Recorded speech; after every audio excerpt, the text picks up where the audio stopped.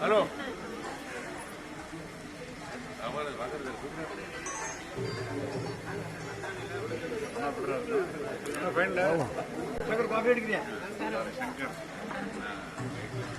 Sir. Sir.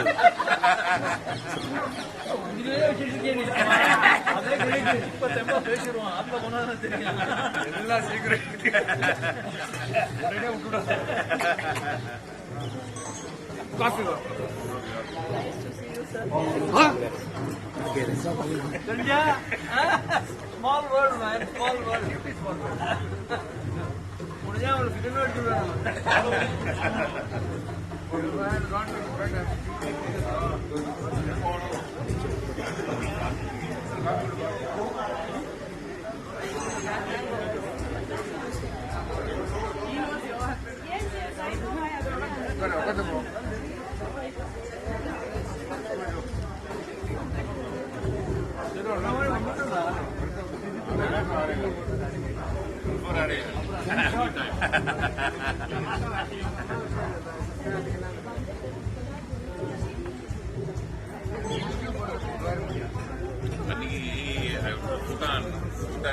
By the time I came back, the flight landed up late.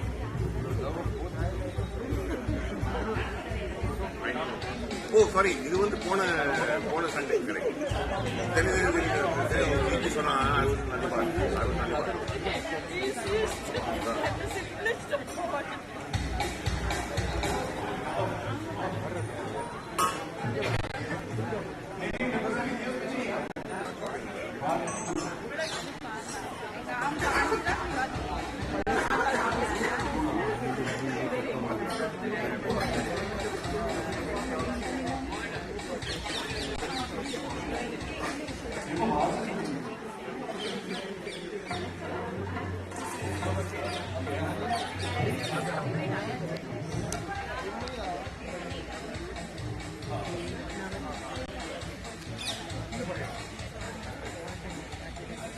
Then come there.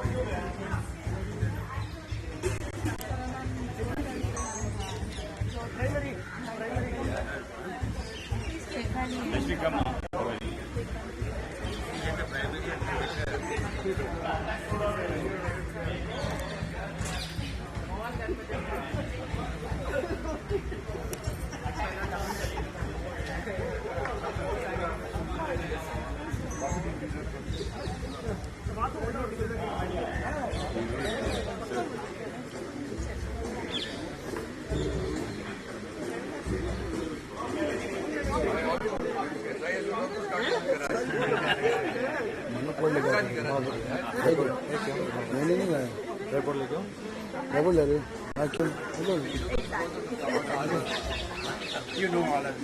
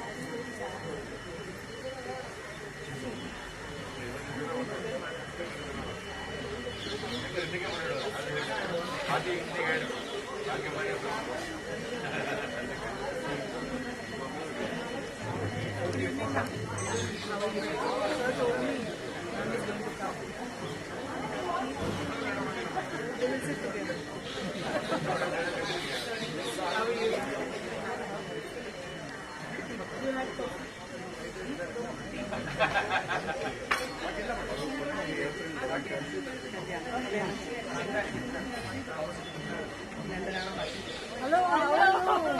Where's your daughter? You left her. Not to come.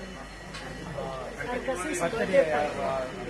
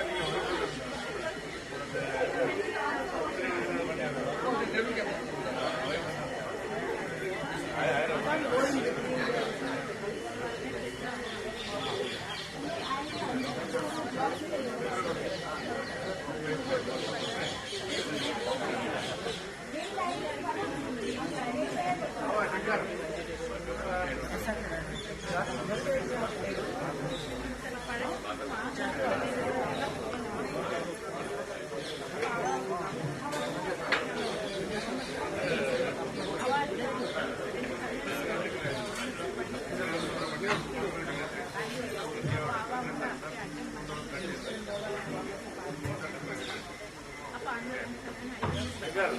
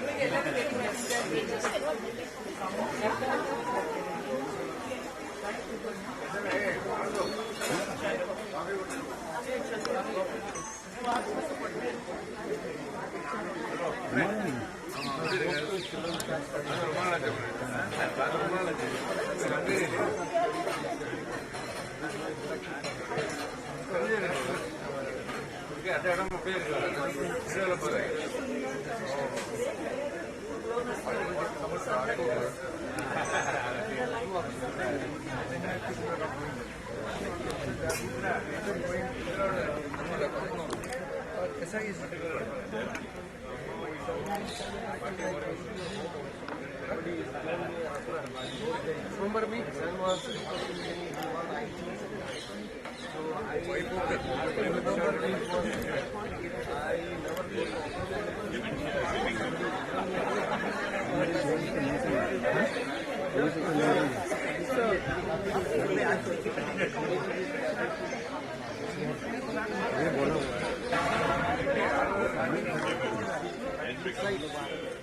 Fine, that theatre.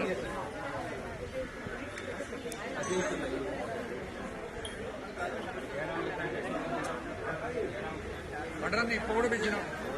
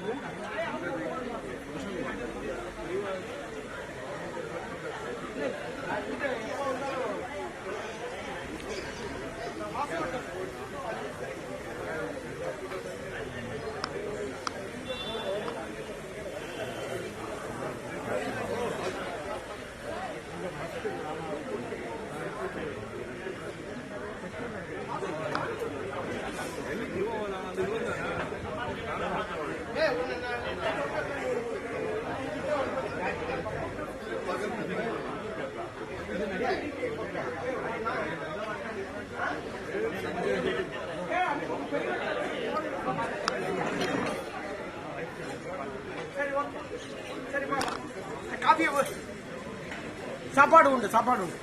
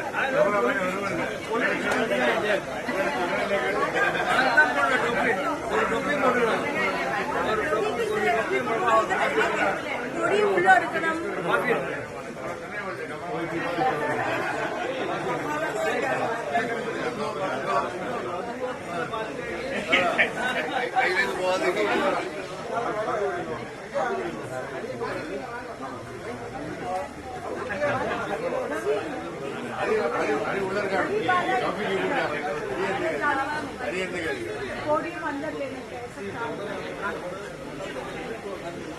और ना हम लोग ना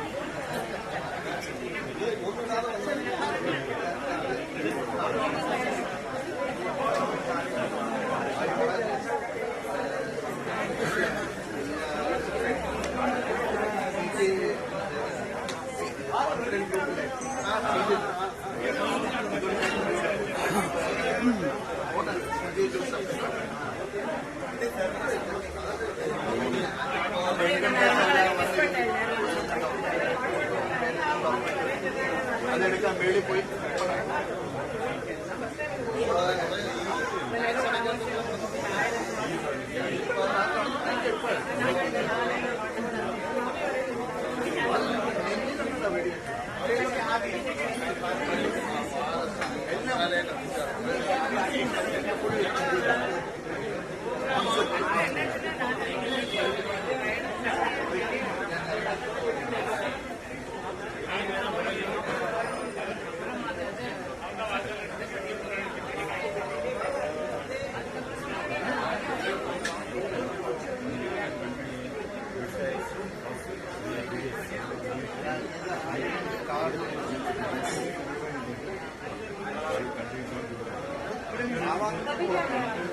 रात को है morning का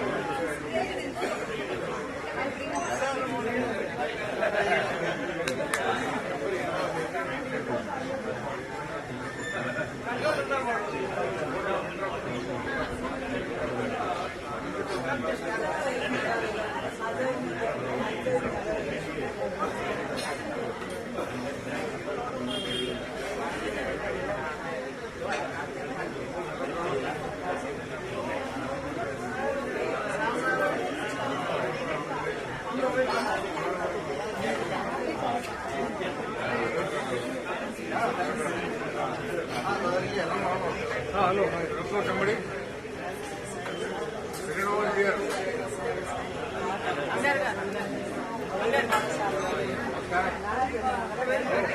അങ്ങനെ കിടക്കും അമ്മയെ കുട്ടിയും പറഞ്ഞ ഡെയിലി കുട്ടിയും വരുന്നത് നമ്മ റമനാകായിട്ട് സപ്താഹം പിന്നീട് പറ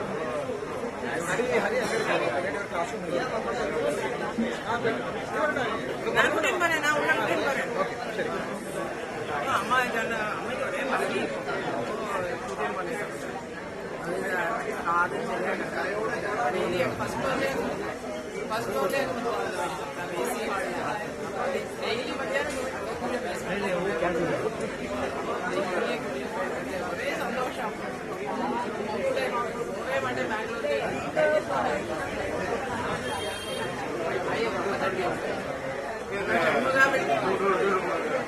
വന്നിട്ടില്ല ഷൺമുഖ ബിൽഡിംഗ് ഫസ്റ്റ് സൗകര്യം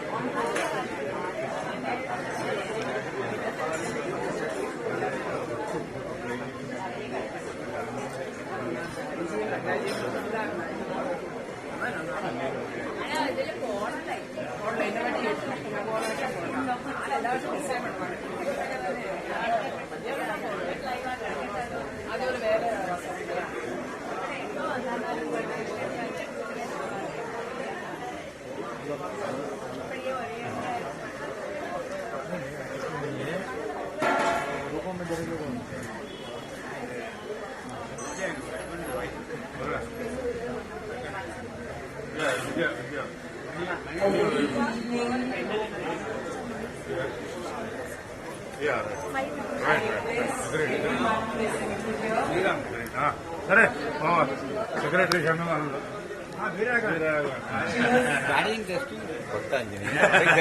எல்லா இடத்துலயும் இருக்காரு சார். பெரிய ஃப்ரெண்டு ரொம்ப பெரிய friend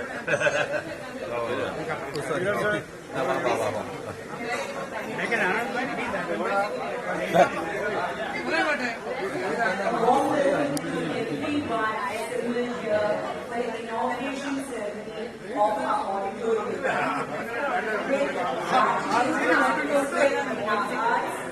honorable members of managing committee and our esteemed chief guest, Dr. Nisha, for the inauguration function of our school auditorium. Along with this, we also overwhelmed to have Mr. Chandrasekhar Subramaniam sir, along with his wife, amongst us, whose generosity has helped our institution to reach greater heights with a state-of-art infrastructure. Welcome, sir and ma'am. Now to begin with this most awaited event, I request Dr. Shankar, Mrs. Vidya and Subramaniam sir and our headmistress, Mrs. Shivakumar, to light the lamp, bringing in positivity for this new beginning.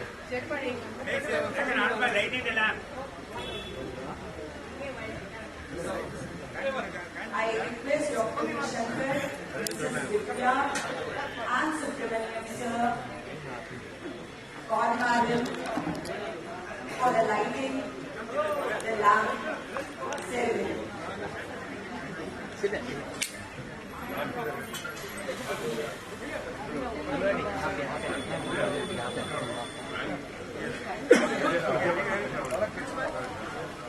This lighting of lamp ensures a positive beginning,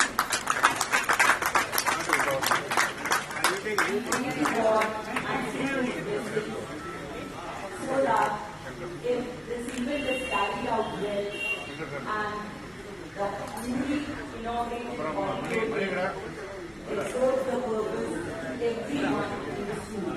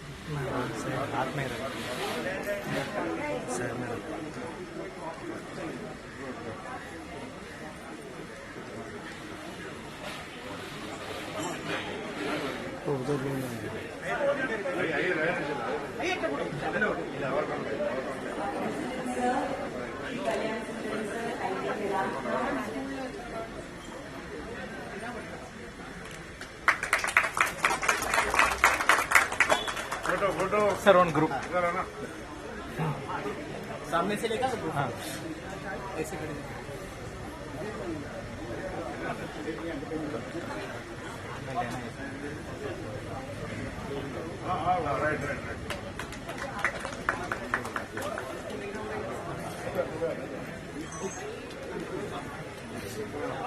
sir एक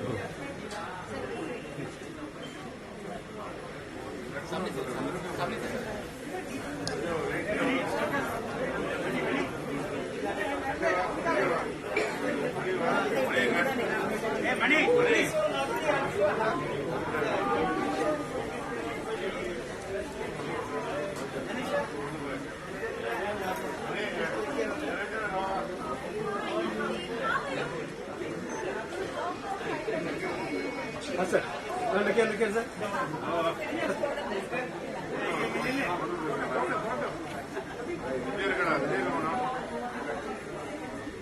आए sir आए sir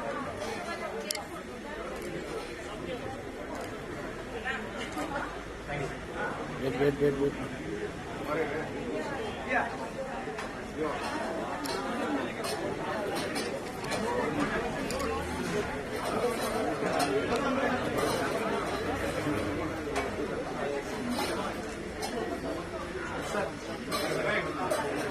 sir लगे sir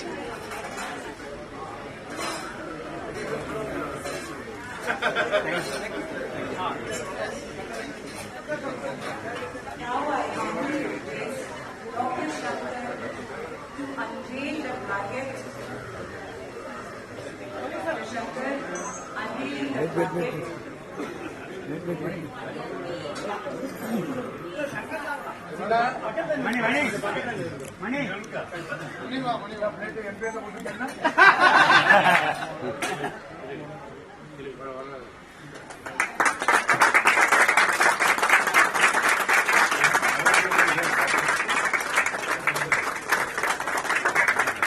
Great job indeed. Water.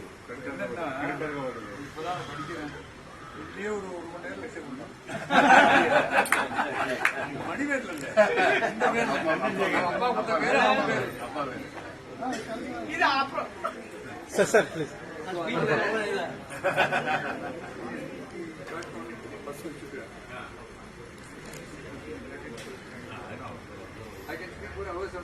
Please, today is going to be an extraordinary speech by Dr. Shankar.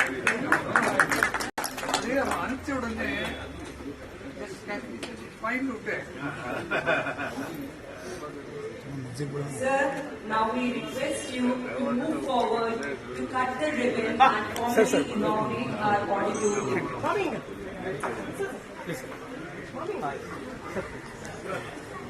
इधर भी बोलो sir इधर wait You also come. Excuse me I only follow you.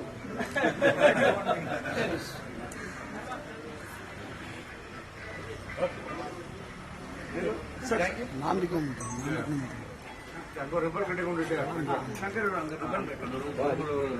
Please Everyone is requested to follow. With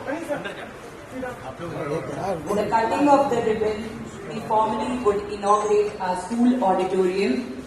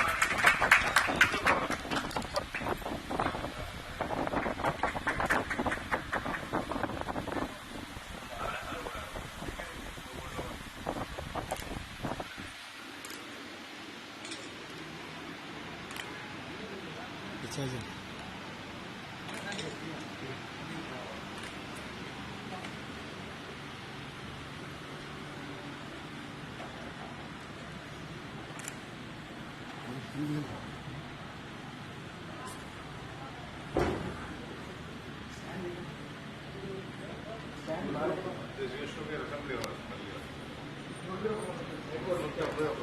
But in the stage of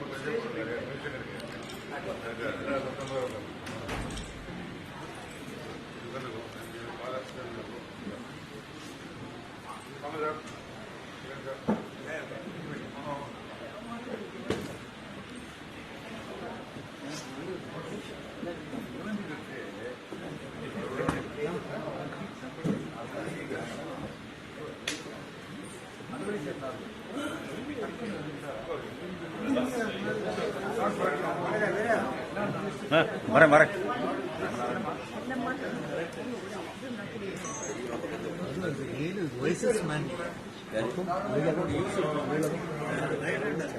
अरे लगाओ क्या वो बोलो लगाओ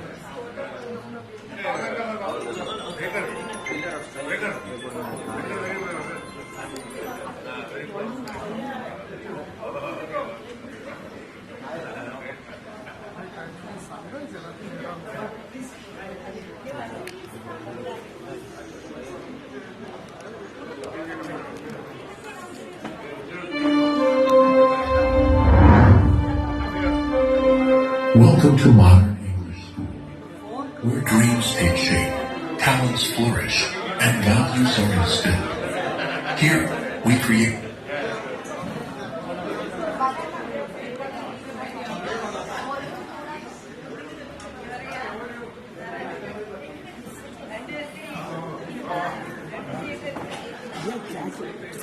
माइक पहले लगाना एक सर का सब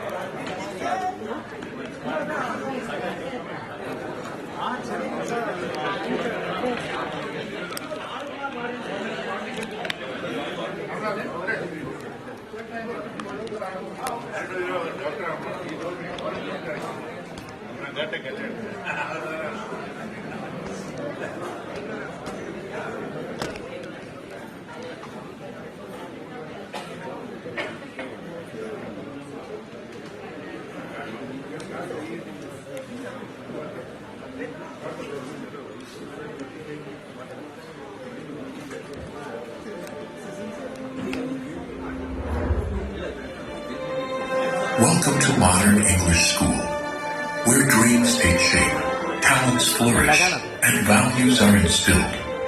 Here, we create an environment that inspires curiosity, nurtures potential, and prepares students for a brighter tomorrow.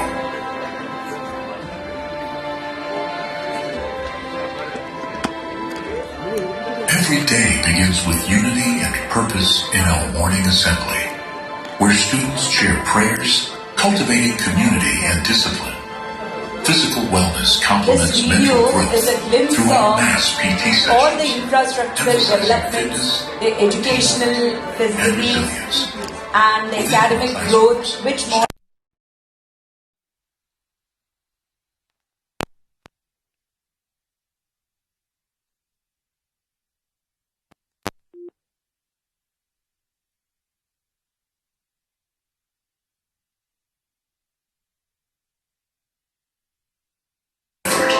and helping students strive for their best. On the courts and fields, Modern English School celebrates the spirit of sportsmanship, be it basketball, volleyball, softball,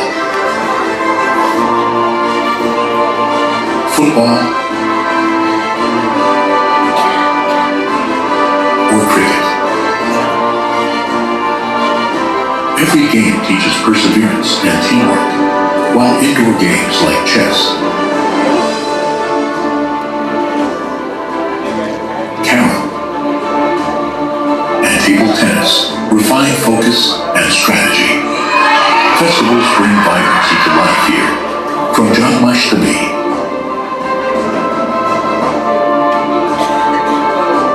and Navratri celebrations to Mother's Day. Honoring traditions, our students express themselves through creative competitions like tattoo making, daya making, mehendi, and elocution, showcasing talents and building confidence.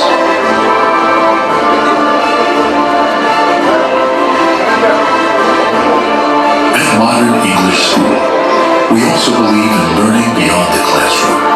School picnics allow students to explore new places, build friendships, and create lasting memories.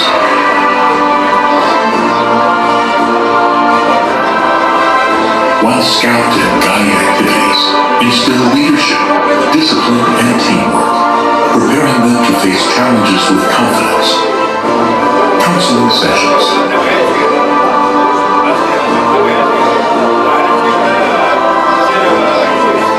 and awareness programs on topics like good touch, bad touch, and menstrual health equip our students with life skills and self-assurance. Modern English School is more than an institution. It is a family that learns, grows, and celebrates together. Join us for a better tomorrow.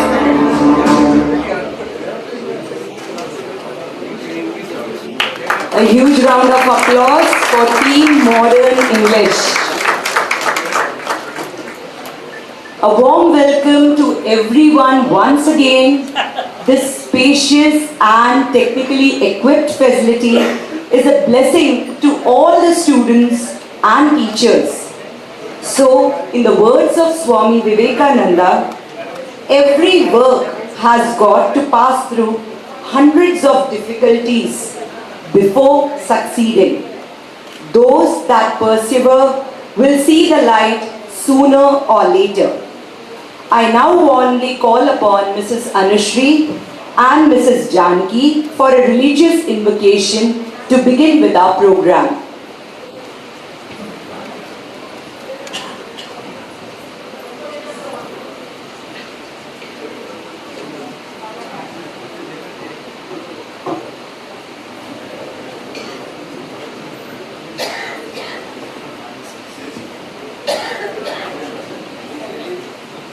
Vakratunda Mahakaya Suryakoti Samaprabha Nirvignam Guru Me Deva Sarvakaryeshu Sarvada Sarve Vigna Vinashanti Nityam Sureshwara Pujite Ganeshe Kritamatrena Sarvakaryeshu Sarvada Apara Karuna Sindhum Jnanadam Shantarupinam Shri Chandrasekhara Gurum Pranamami Mahabhavam.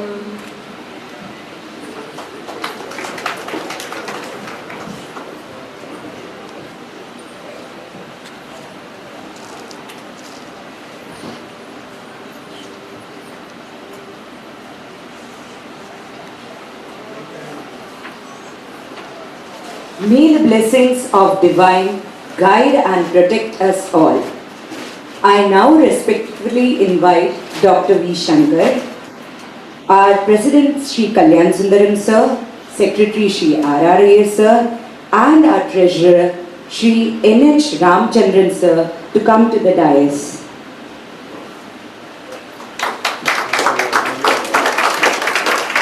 A huge round of applause for them.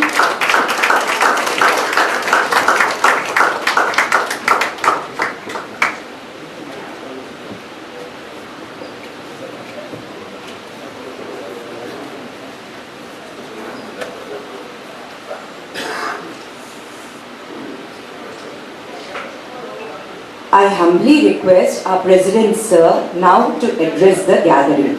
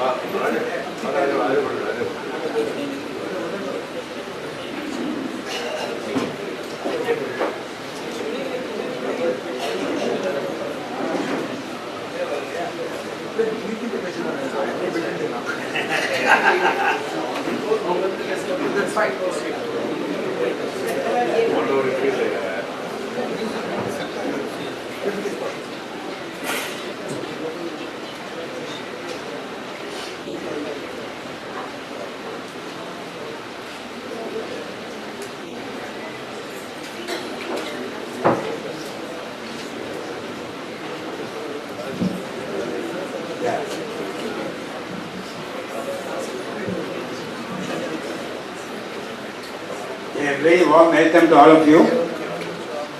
Dr. Shankar, the chief guest of the evening, Mr. C. Subramaniam and Vidya Subramaniam, in whose honor we have gathered here, and also those who have joined here today for the inauguration of the Chandrasekhar Subramaniam Auditorium.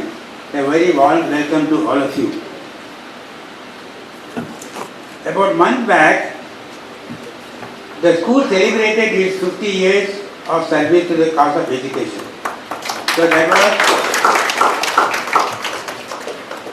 So during the period, we took the opportunity of arranging sports from 1st of December to 17th December, and we expected the students from the schools in Kurla Taluka to participate.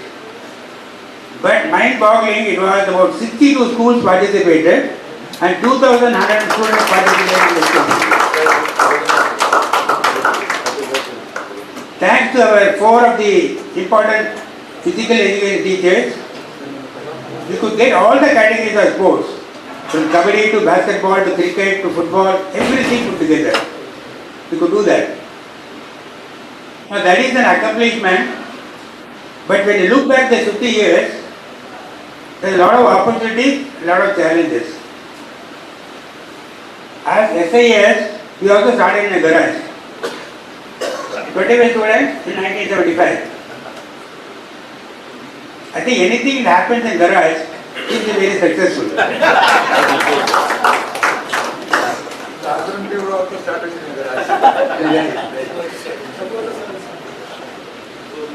So, some of the founding fathers of this institution, they had a vision that to start a school in Chadanagar. Chadanagar is about 130 acres of land. It's a huge colony. And the perceived owner called Shira, he developed this under a town planning scheme with all facilities, road, playground, recreation center, etc. Now keeping in mind, the founding fathers thought we should start a school so that it will help the residents of this gated community to go to school. They don't want to go anywhere outside. So with that in mind, they started Modern English School in 1975. And it has been very encouraging. The first batch of students completed their education SSC in 1985. But all things you plan, but God has other ideas. In 1980, 17 and 80, a lawsuit was filed about the ownership of this land. It's a huge land. So the Honorable High Court said there is a stay on any construction in the colony. So only 15% of the whole colony was occupied by 15% of people. So it was a very disappointment for the school authorities. They started it big, but we are not happy to do that. At the same time, what happened? Behind the school, small tenements of underprivileged people occupied the place. And slowly it has come to the stage today. The population of Channanagar is at least 1/10 of what is there. So that is the kind of population growth. But when they saw the school here, those people approached the school for admission. Now this is an English medium private unaided school. So we have to survive on fees. And those people who are coming to approach, they are really underprivileged. The parents are auto driver, vegetable vendor, these kind of people. But we took that as a challenge, started admitting that. The only point is how to do the fee collection job. But gradually what happened, philanthropic individuals and institutions came forward and helped the school. With the result that every year the strength went at least about 15% every year. And today it is about 1700 students. It is because of the growth. And all the students, we never occupied them with any financial difficulties. Most of the things encountered, were enabled by us only through individual donations and institutions. This year, 2014, I call it as a landmark year because the technology is catching up very fast. So the blackboard chalk and thing like this is something like bygone area. So we have to do something related to technology. So all the 18 classrooms we converted into digital classes with interactive panel connected to a server. With the result, every classroom the teacher is comfortable teaching with the interactive panel. The syllabus comes on the screen, she has to explain. And that was the turning point, and with the result, the students' participation by orally listening to them and graphical presentation is a lot of difference. And but from that time onwards, it has become a habit for our school, particularly with the teachers and administrators, that 100% result in every year. So that is the beginning. Then we refurbish the science laboratory. At school level, if we take it, laboratory is not a very important thing. They do some amount of little tests. But one administrator took upon herself that we should do projects. We should do experiment here. And from that year onwards, a set of students participated in competitions, win in Bombay, win the Western region, national level, and at least continuously for about 6-7 years, people used to go to US for competition. Right? That is what actually the future there. So as we progress, there are about 1700 students getting the benefit of education. There were 55 teachers. The backbone of the institution is teachers. That is what is most important thing. In fact, personally, to ask me, my admission to come to the school is because of the teachers. When I look at them, I feel I should do something to the school. So that is the kind of thing they have. They have created kind of an atmosphere there. So that is what it is today. But we cannot lag behind just because all the machines are active. So whatever is available, whatever possible, we should be able to do that. So as part of the Golden Jubilee, we introduced robotics engineering laboratory. So from 2026 June, every student from 5th standard will get exposed to the robotic engineering. We also have an opportunity to take additional building. Our project in the next 2 years is construct additional building.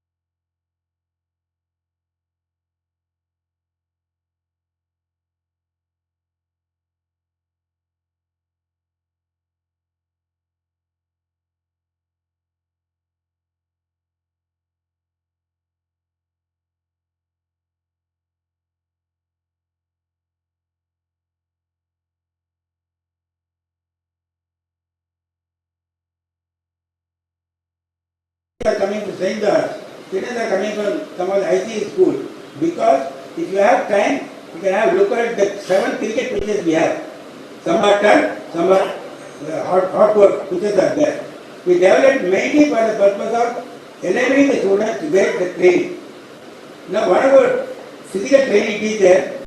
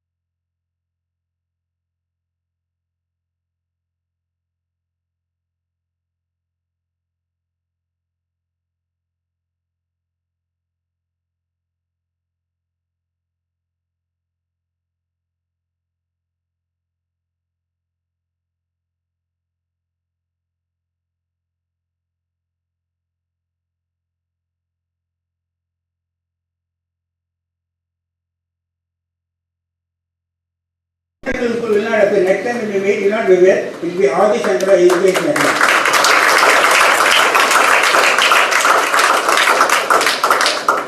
So with this, I just once again welcome all of you. Modern English School now is your school. Please see that it comes up every year, 100%, 100% of the results. Thank you all. And once again I welcome. One thing about Dr. Shankar, I know him before he became doctor. About 30 years before, as a member of SHANMUKHANADA, I never missed a January meeting. Not because of the Pongal Vada and all. Because of the meeting that is to be conducted by Dr. Subramaniam, and everybody will eagerly waiting, the question and answer will come. So suddenly one man will rise in safari suit with all papers and all. So he will be eager. Not like a budget, you talk to Nani Balgwala to listen to the budget speech, like that, we will all be listening to you. So he will come very coolly and he will give comments about the annual report, clarification about account, and speed. So everybody in the committee, they will be a bit nervous. How are you going to talk about anything like this? That is the kind of tempo he created in a body meeting. Afterwards he became president. It is a natural process. Right? So that is what it is, and I like to welcome sir for this. And about Subramaniam. Subramaniam, I had a relationship about 30 years before. He and his brother started a company called Worldwide Technologies for manufacturing modem. Right? That is that. After that, they set up a facility in Pondicherry. So then my relationship also, because you want to do something here. That is why we are missing. But then he set up a facility in Pondicherry because of the tax.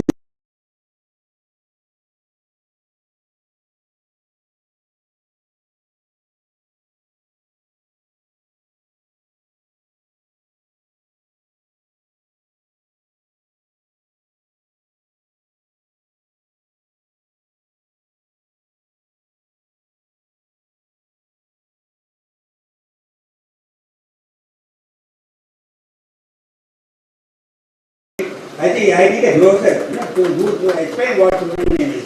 So, Subramaniam and Vidya, I thank you on behalf of the school that they have sponsored this event, and we will remember it, that his father is there, also listening to what we are talking about. So I think, we will be very happy that we have you again with us. And first of all, thank you for this, and God bless you. Thank you.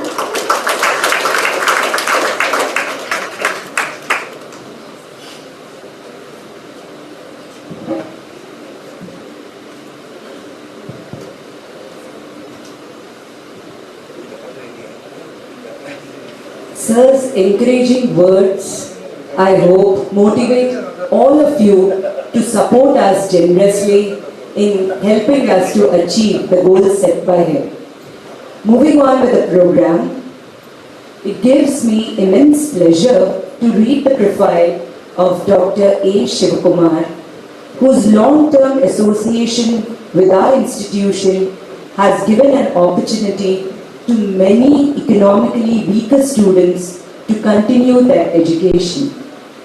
The endowment fund set up by him has extensively helped many students to receive quality education without any compromise.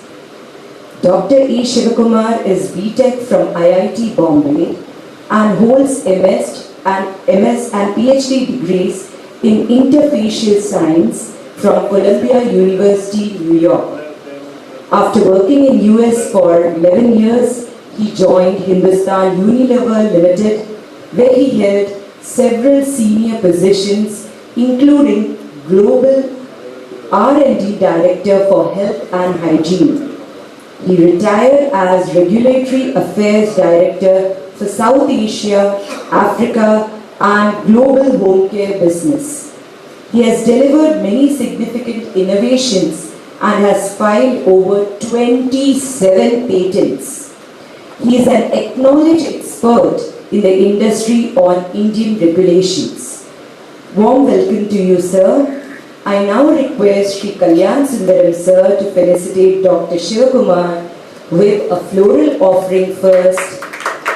A huge round of applause for Dr. Shivakumar.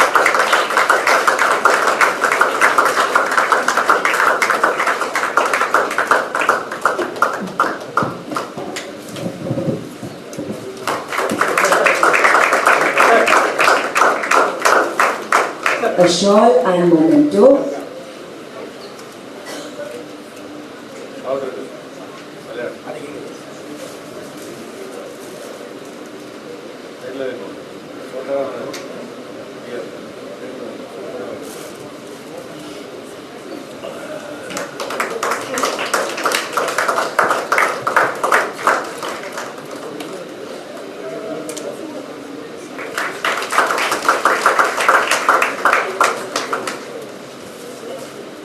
We are glad, sir, that you need it for this function. Now we would be furthermore happy to listen from you, sir. Sir, we would be happy to listen from you.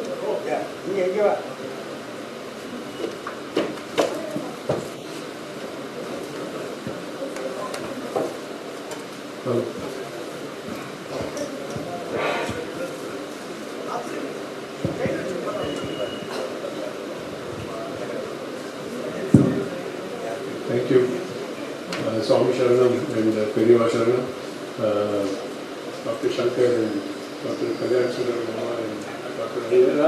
Everybody is Dr. Mr. Ramachandran. So, I just want to thank Modern English School. I just did what I thought was a good deed, which I thought is important. The school is doing so much. And they have kept pace, which really gladdens my heart that they have kept pace with technology advancement and building, the growth of the student overall, not just about academics. So I just want to thank them for the opportunity, and that's all I have to say. Thank you so much.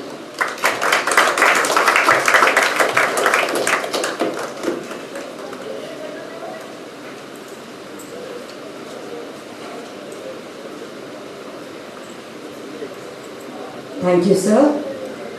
Next, we are glad to have our renowned Chief Guest, Dr. V. Shankar, amongst us. Huge round of applause for him. It is a huge honor for me to read his profile to you all.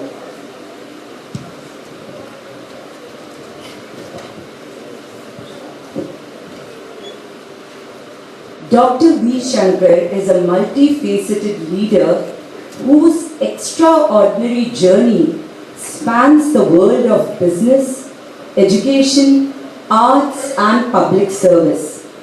An acclaimed academician and accomplished entrepreneur who is revered for his transformative contributions to the society. His academic achievement spans from being a national talent scholar to a CA, cost accountant, company secretary, a doctorate in business management. Further, he is the only non-official member of the National Implementation Committee constituted by the Government of India, Ministry of Culture, to celebrate the centenary of Bharat Ratna Dr. M.S. Subbulakshmi. NIC was chaired by Shri Rajnath Singh, then Union Home Minister, had late Shri Arun Jaitley, then Union Finance Minister, and Dr. Mahesh Sharma, then Union of State for Culture as core members.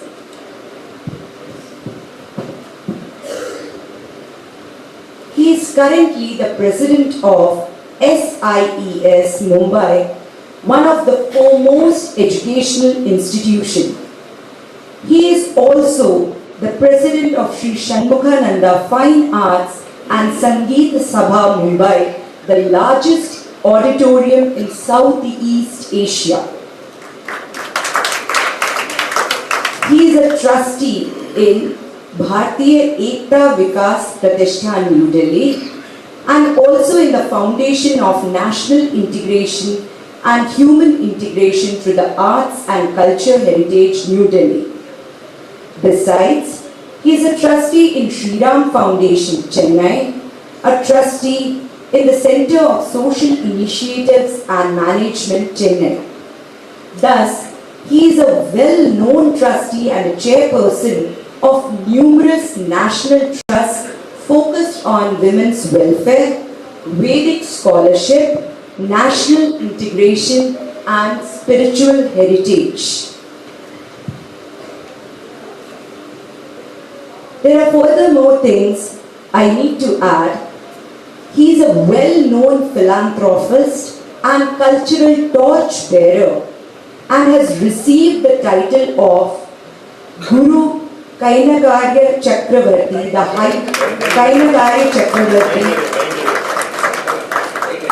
the highest honor of the Sri Kanchi Kamakoti Peetham, Kanchipuram. Guru Seva Ratnam of Srimad Andavan Periyashram, Srirangam.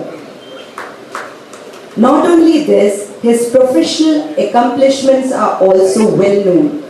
He successfully promoted Crosslands Research Laboratories, Most Admired Company by FEBRIS Financial Express Survey 1996, and then merged the company with Ranbaxy Laboratories Limited, the largest pharmaceutical company in India.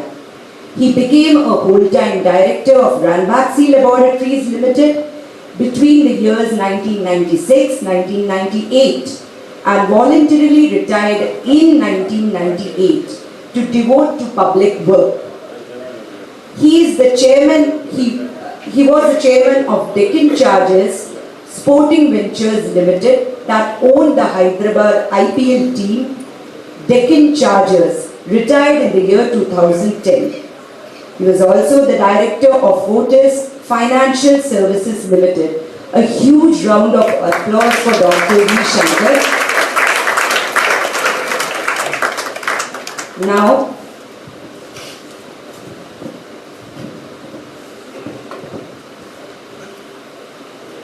I humbly also apologize for any kind of error in reading out your profile.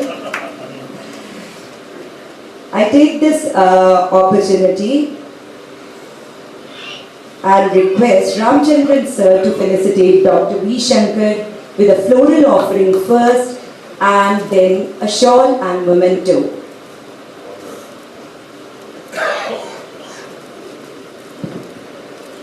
First the shawl or first the...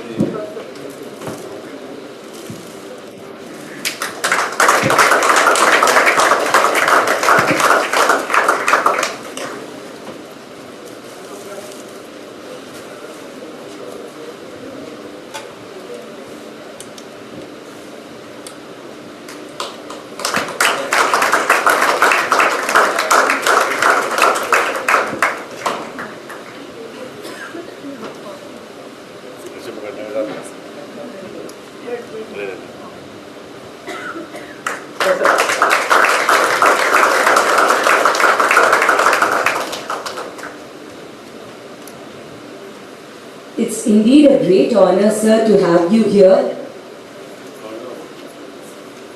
Now the moment that we have been waiting for. We would really like to hear from you, sir, on this memorable evening.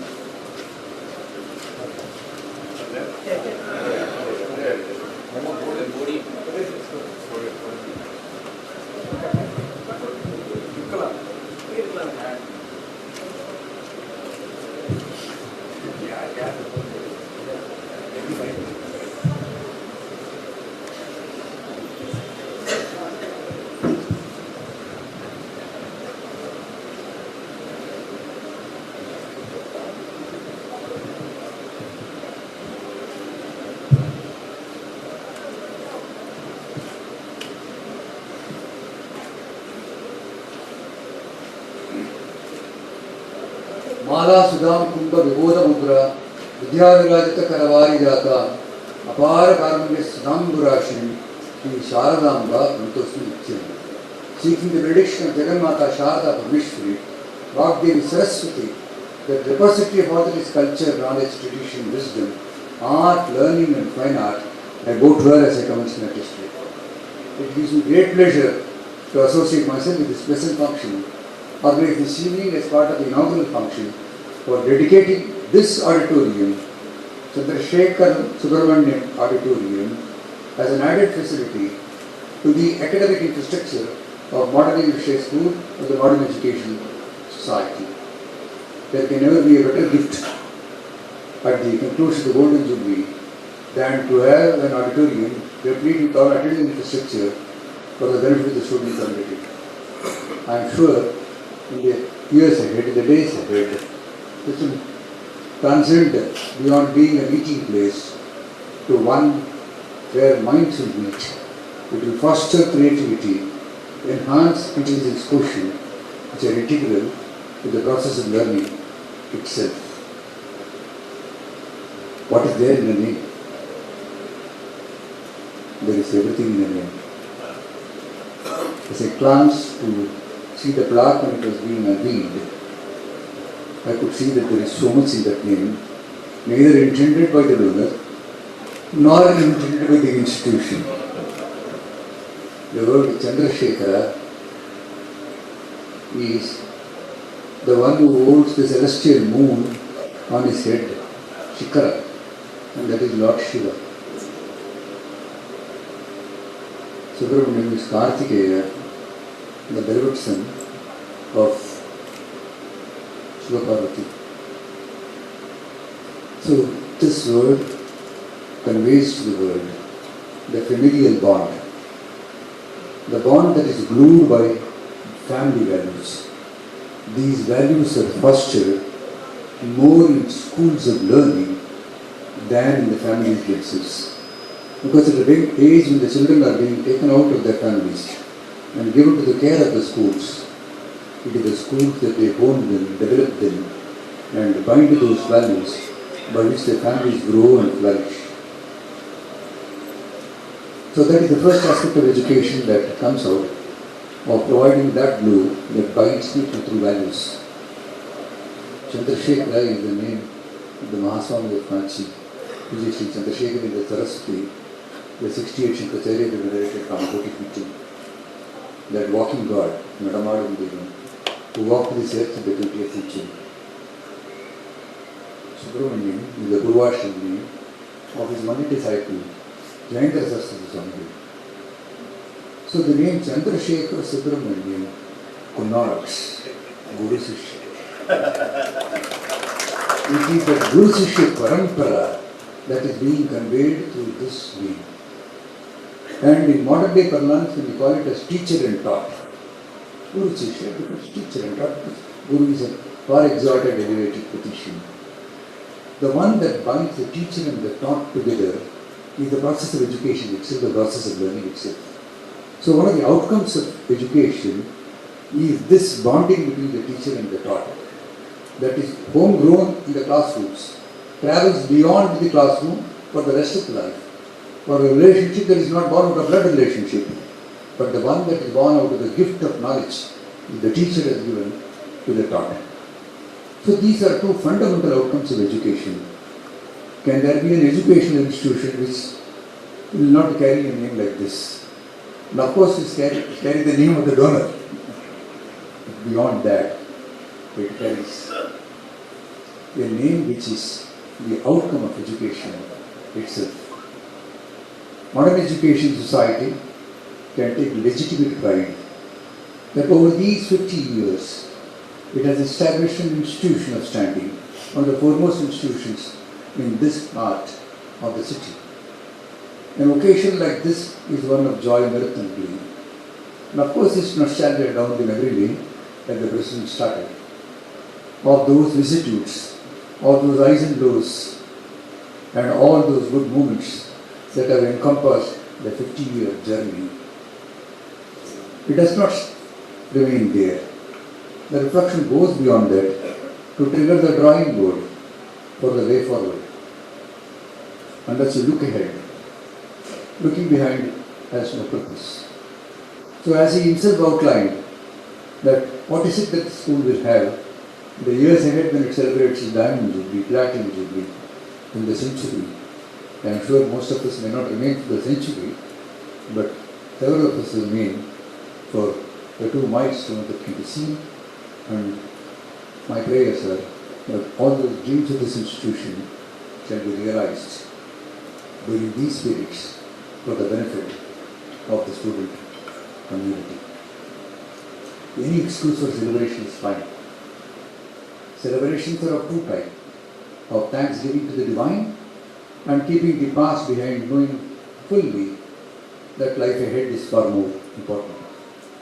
Friends, life is like a Christmas tree, evergreen.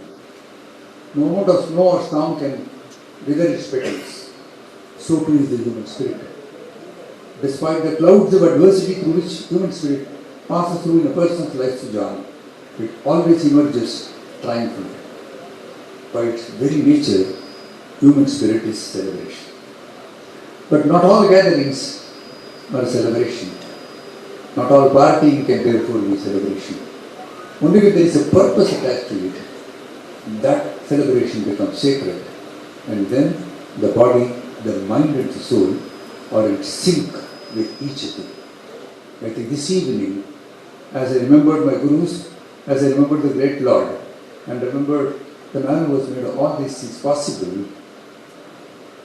I felt that we have an experience of this hybrid of both these, which are the purpose of celebration. The Upanishad says, Isavasyam idam sarvam et kanchana jagatyam jagat. Whatever happens, wherever happens, is permeated by the same divine force.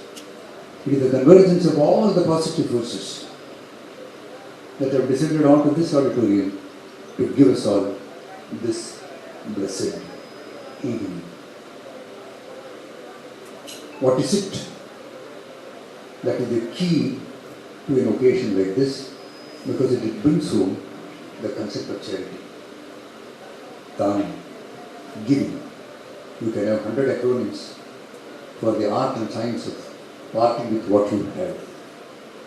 At a time when the cost of education, even elementary education, has skyrocketed and has gone out of bounds of the ordinary, the lower middle class, the vulnerable sections of the society. No nation, not even any democracy, can survive if it were to prevent the large sections of its population from being out of bounds from education on grounds of affordability. The greatest challenge before the administration of a country as large as ours, or any country for the matter, is to provide equity, widen the access for education, keep the fees at an affordable level, so that all people who are seekers of knowledge, who are interested in coming under the borders of institutions for gaining that process of empowerment, enrichment and enlightenment that education provides, shall get an opportunity to do so. And that can only happen when the infrastructure of the institution The additions that come with technology or with changes of time are funded by the society at large. And the beneficiaries, namely the students, just recoup the cost of running the institution, the pay of the teachers and maintaining the institution. And therefore, the greatest challenge before every educational institution is to mobilize public support for the facilities that it has to create to keep pace with the changing times and to redefine education to contemporary times to meet the growing expectations and the rising demands of the student community. In a challenging world, the greatest demand of the student community has to be met if education has to be relevant and meaningful. Corporate contributions are all for the high and the mighty. They are essentially contact-based contributions.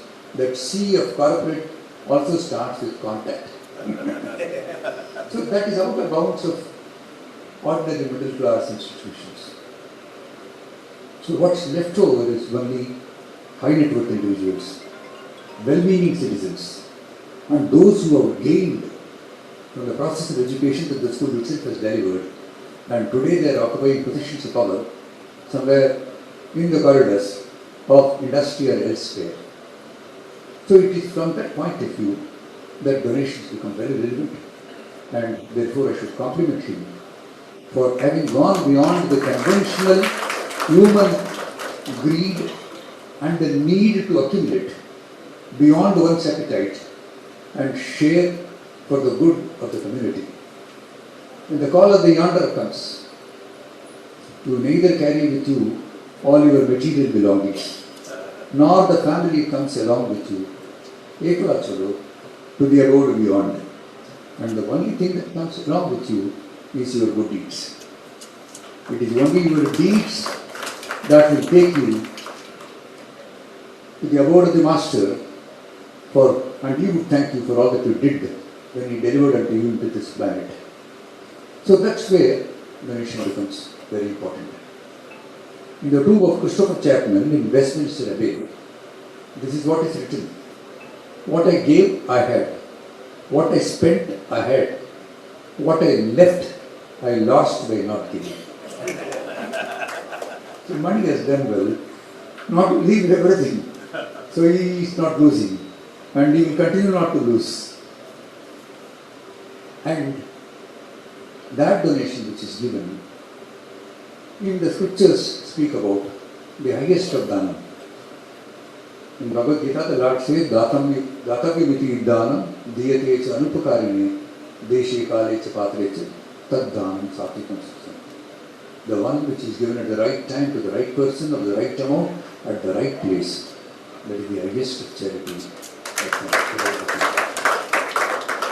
Of the vast fields of human endeavor that can be supported. So charity can also spread across to every human endeavor that it can come. And the highest will come to education. Na choraharyam, na rajaharyam, na bhratubaryam, na varakari, vekrite vardate eva nidyam, vidyadanam sarvadanam pradhanam. So whenever you extend an hand of charity and help, which will enable education for the ordinary, that is the best of charity, donation or whatever you call it. The art and science of donation, Subramaniam beautifully describes, 10 million times more sacred than putting up 1,000 chowdhuries for poor feeding or 10,000 temples is to give the 3 alphabets to a poor man. So that is the best gift mankind can give to itself. The greatest exemplar of giving is nature itself. You can never see charity better than what nature gives. Pibandina nadya swayameva nabha swayam nakadanti phalani viksha naham kalu varivaha paropakaraya sadam vidmuteshu. The rivers do not drink the water that they hold. The trees do not eat away the fruits that they rear. The clouds that do not take away the seeds which sprout and grow into mighty beings of the planet on this earth. The wealth of the noble is for the good of all.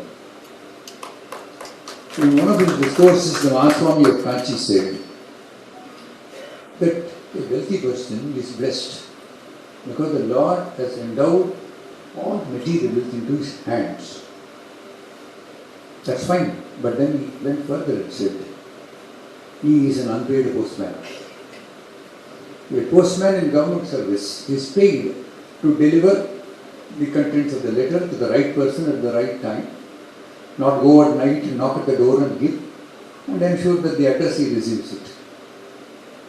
The mandate for a wealthy person is also the same. That he is another postman who carries it to the correct place, to the correct person, the most deserving person, at the most critical time that he would need that material or any type of support that is required to carry forward the mission that is before him. And that is the greatness of giving. Today we are celebrating one such giving. Therefore I come back to the subject, what is there in the name. Countless number of people who pass through the portals of this institution may have occasion to pass before that plaque. They would not even know who that Chandrasekhar Subramaniam is. But they would know one thing, that he is the Lord. If that were to inspire people to believe that we too should contribute. Contribution is not in terms of money only. Dhanam is not only of material wealth. It can be your service, it can be networking, many things can come. And then it will serve as a motivation for countless number of people to follow suit.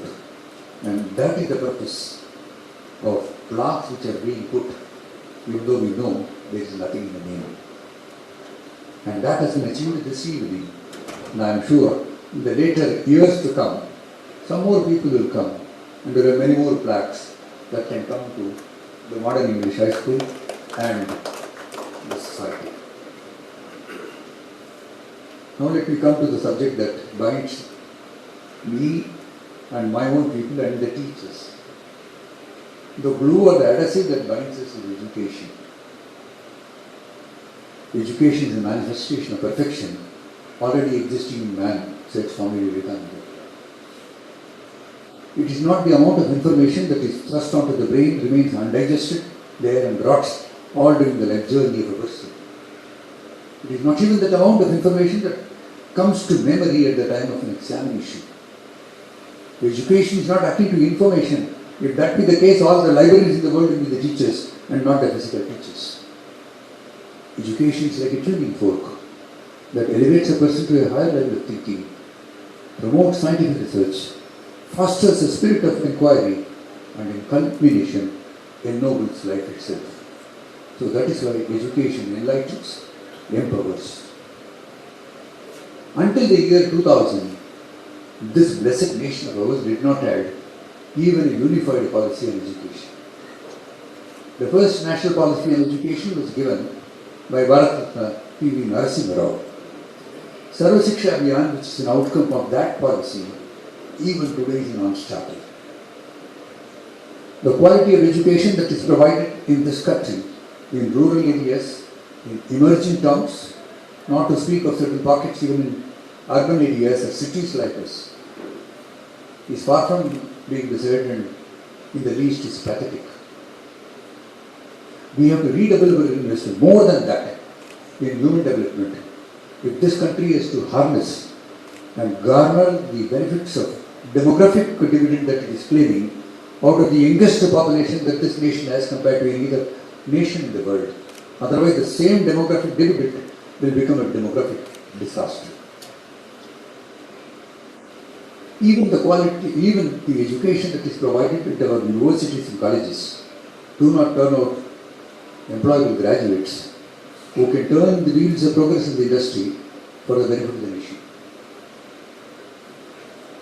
We need to have, as you correctly said, a division of labor, a dignity of labor, which has to be infused into the system of education. Not all can be doctors, scientists and engineers. Every nation, every human being will also require carpenters, masons, electricians, technicians and whatnot. Vocationalization of education is the first step in the long journey of 1,000 miles of education. It is to the credit of governments of this country, successive governments starting from the Jawaharlal Nehru till now, that every government had focused on vocational education, and that is why several ITAs have sprung across the landscape of the country. Vast changes are taking place in the landscape of education. Internet is ruling the world. It has not only come to your drawing room, it is virtually occupying every living space where a human endeavor takes place. It has broken down barriers of language, distance, and every other constraint that have been conventionally been part of the educational delivery process. Today's education is learn what you want, when you want, where you want, from whom you want. Truly, current day education is a lifelong learning process.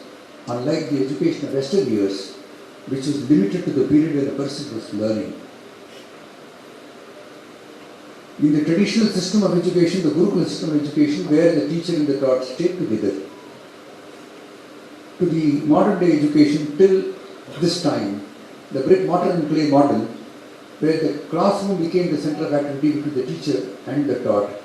Today we neither see the teacher nor the taught, except on the video screen. So, such changes which are taking place in the scheme of education, the panacea for addressing all the ills of the teaching community is that they should embrace change. If they are not abreast of technology and absorb the nuances of technology in the application of those softwares in delivering education, including aligning pedagogy to the requirements of technology that is available at the point of time when education is being delivered, otherwise sooner or later, teacher as a dominant part of the total educational stakeholder society will vanish. The teaching profession has already lost its tag of nobility. It's one more profession which is there. But I should tell you, sooner or later the world will realize that education is incomplete without a physical teacher. The emotional and the social content that a teacher imputes into the taught during the process of learning can never be substituted by any amount of technology, any centuries even later, not even the artificial intelligence. It is only the natural intelligence, the inherent intelligence in human beings that can provide this component of emotion in the process of learning. Physician, heal thyself. It's time for teachers to rediscover themselves. Can a teacher today claim recourse to the notes, which is an integral part of education, when the internet is full of notes? Google is the first teacher for the taught. Therefore, this no longer becomes relevant. You go beyond that, and that he has started quite early when he said interactive medium of learning in the classroom with both visual as well as the normal communication. That hybrid system is far more potent than the one that is carried through the notes that the teacher brings every day. So, the essence of this nation to grow is the panacea for all the ills that is plaguing the society even today or in a few more years from now is complete abolition of poverty and illiteracy. If that could be achieved, the nation is on a fast track wherever it wants to go.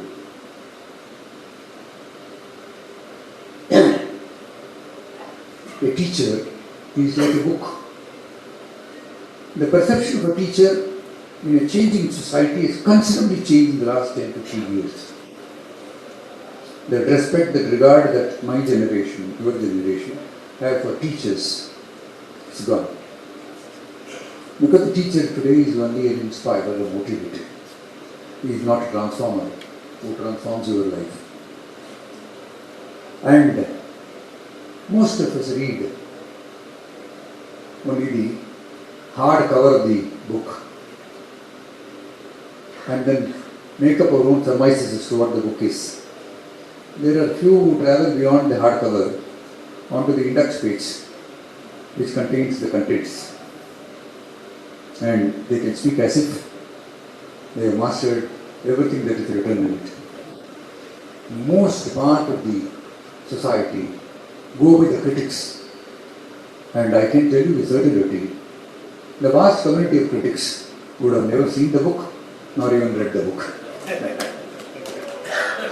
So if you want the perception to be changed, the teacher is an integral part of the education process. It's time for the teachers to be like the last component of reading a book, that more of the contents are seen. The contribution of the teacher to the learning process and the community of learners is reflected and known. And then the role responsibilities of a teacher in an evolving society will be understood. And the teacher will regain that same position, the position of respect that we call them as guru.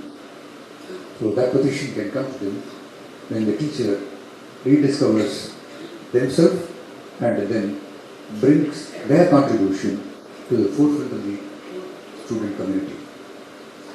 There comes a time in the history of the world when the voice of a nation, stifled, silenced, subdued, breaks out and is heard loud and clear in the corridors of ours of the important institutions of the world.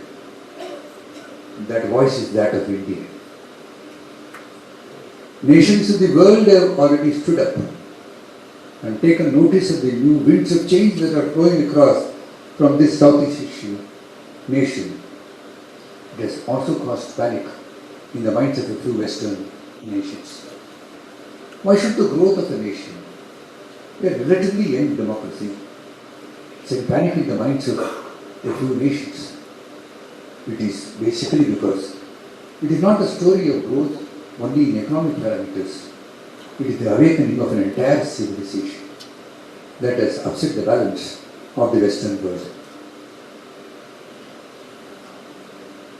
To most of the Westerners who have always believed that they were the saviors of this nation and its culture,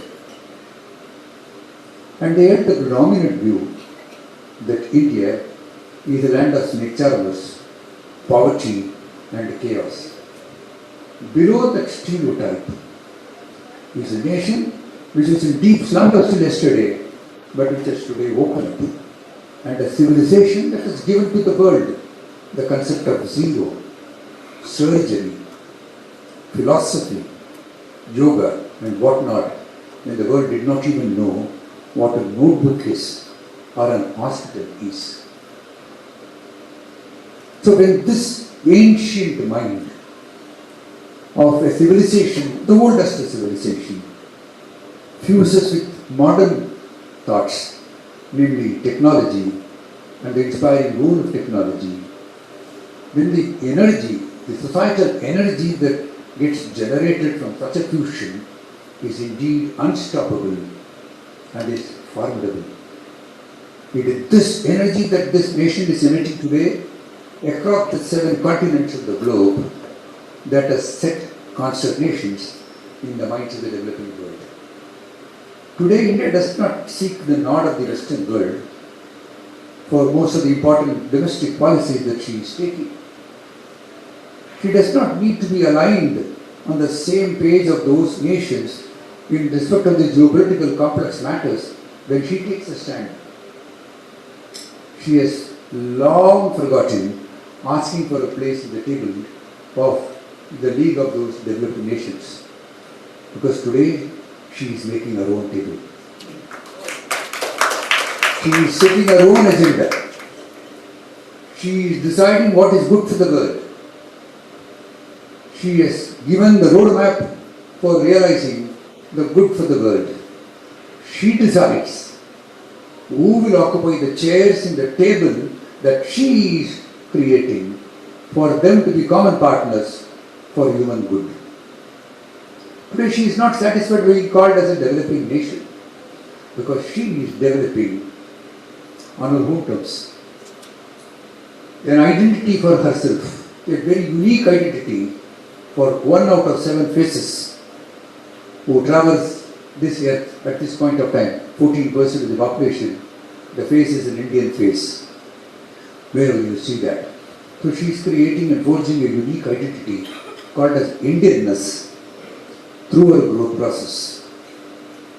And it is this growth story of India that gets translated into the vision of the government of the day, which is announced Viksit Bharat by 2047, the century of bliss, the year India would celebrate the centenary of its independence. When the vision says that India would not only emerge as a dominant economic powerhouse in the world, but she will regain that exalted position that she enjoyed till the 18th century of a Vishwaguru, of a teacher to the world. And if this dream of the government of India, governments are all people, for the people and by the people only, it's the people only there. So if this is the vision of the dream of the people of the land, it's time, my countrymen, wake up. How is that? Gird up your loins. Shirk the inertia that envelops most of us at most points of time. Move forward with determination and confidence in the highway leading to the destination of our dreams. And then, at the unearthly hour, you will meet with success, said David del Toro, the greatest philosopher, that this world in living memories had known. And that vision of India can be achieved only through the nurseries and the schools where young minds are shaped, where ambitions are fused. What cannot be taught when they are young can never be imputed into them, because people of our generation, we are gone. Because nobody can change us, we have already made up our minds as to what is good, bad, what we like, what we don't like. But that's a seedling that will ensure that we sprout like the proverbial banyan tree, bringing within its influence the entire world. What lies ahead of us and what lies behind us is nothing compared to what lies within us. We need to draw on this innate energy that is residing within us, bring that latent energy to fore and deploy it for the good of the nation. Then the India for our dreams will be realized. As I come to the end of my address this evening, may the Jagannatha Kamakoti Kamakshi, starting with Sharada, shed her grace on all of us. May she enable us to realize the purposes of our life, Janma Safalya. May the good Lord shed His grace on all of us, so that we could incorporate it into our lives through passage of time. In the eternal question, this pilgrimage of perfection, a little of the selflessness, sacrifice and savor that has been the hallmark of several educationists of this country, and more particularly the two former presidents of this country, Sarvapalli Radhakrishnan and Dr. APJ Abdul Kalam, in our living memories. Incorporate them and make our lives sublime. Thank you and God bless.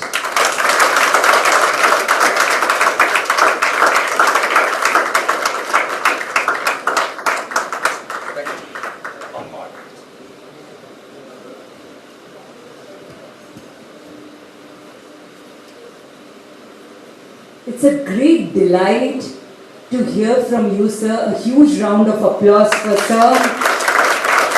It's a rare opportunity to one and all assembled here to hear from him, and we are sure that the words of encouragement that he said for the teachers truly motivate us to give our best to the students and bring the best into their lives. Thank you, sir.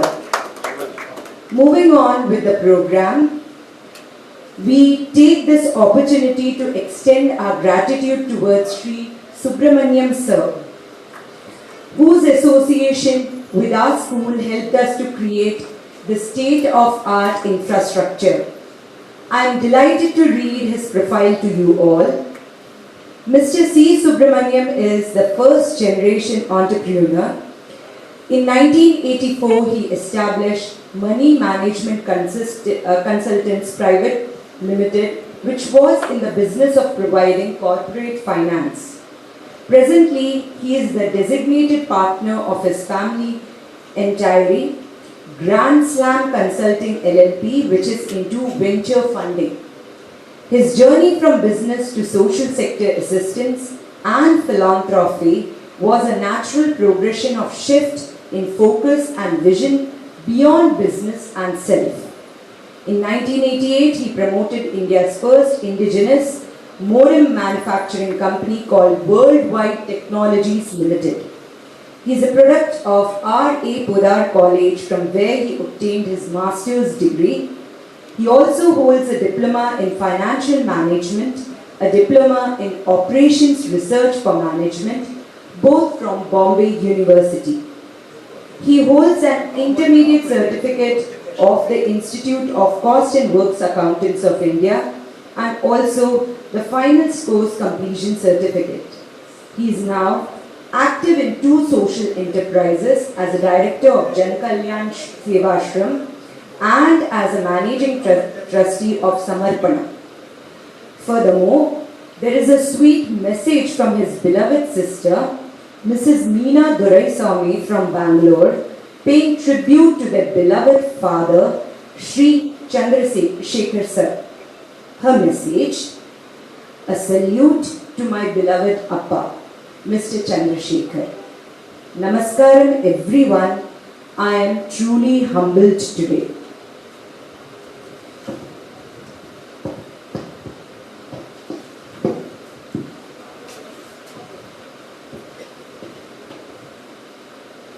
On the inauguration of this magnificent memorial hall and the gleaming football trophy, I join hands with my brother on this dedication that now bears my father's name.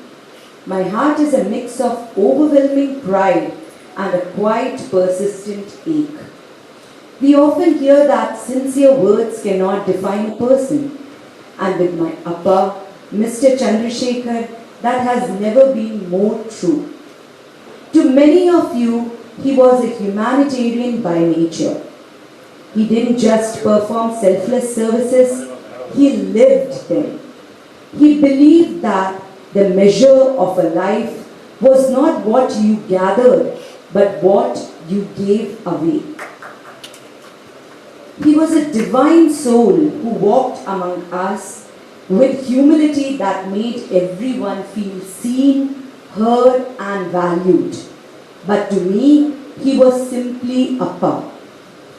He was most loving, caring, humble man I have ever known. His love for all sports, it was about spirit of the game, the teamwork, the discipline and the resilience. He saw sports as a metaphor for life. He used to say that it didn't matter how many times you were tackled. What mattered was how quickly you got back on your feet to help your teammate. By inaugurating this football trophy, we aren't just starting a tournament, but we are passing on to the spirit of fair play to a new generation. As his daughter, I now realize that I am the continuation of his life. Tributes remind us that father's best qualities live in his children. I see his legacy in the bricks of this hall, which will serve the community just as he did. Appa, this is my salute to you. Thank you for being my hero forever, my guide, and my heart's true home. You may no longer be physically, but through this hall and this trophy, your light will never go out. Rest peacefully, Appa. Your game was played beautifully. Indeed, a touching message. I now request R.R. Iyer sir to felicitate Mr. C. Subramaniam with a floral offering.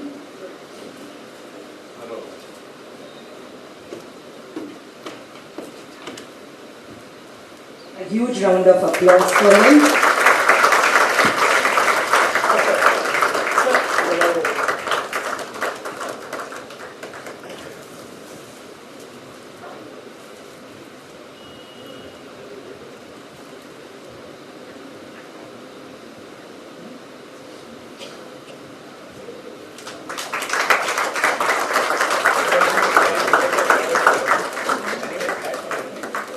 followed by a shawl and a memento.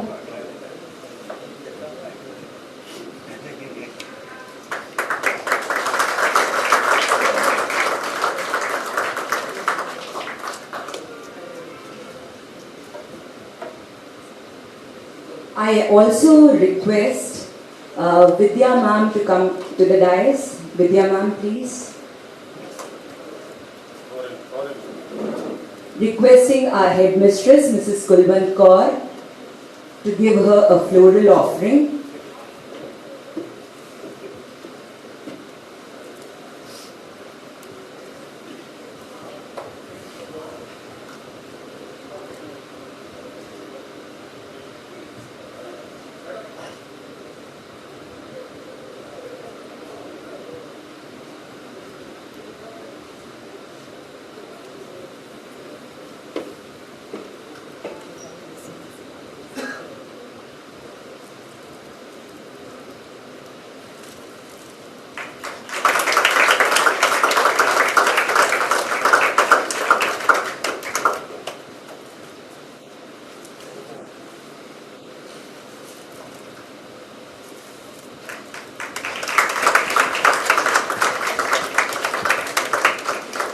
Thank you, ma'am. Now, I humbly request Subramaniam sir to address us all.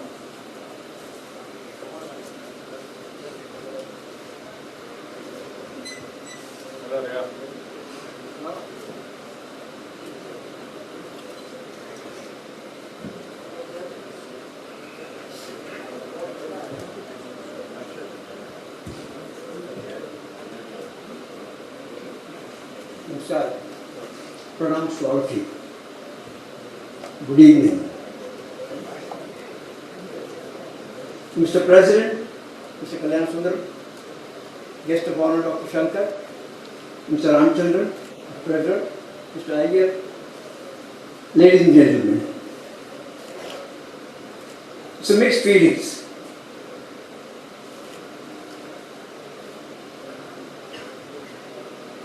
Please give me a minute. I always try not to be emotional. But then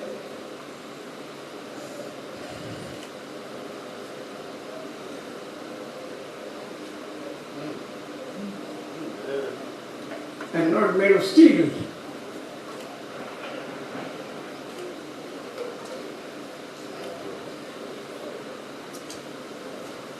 Let me be inspired by the chief guest.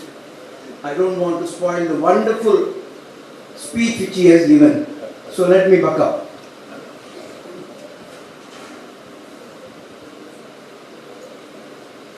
I sincerely thank each one of you for having accepted the invitation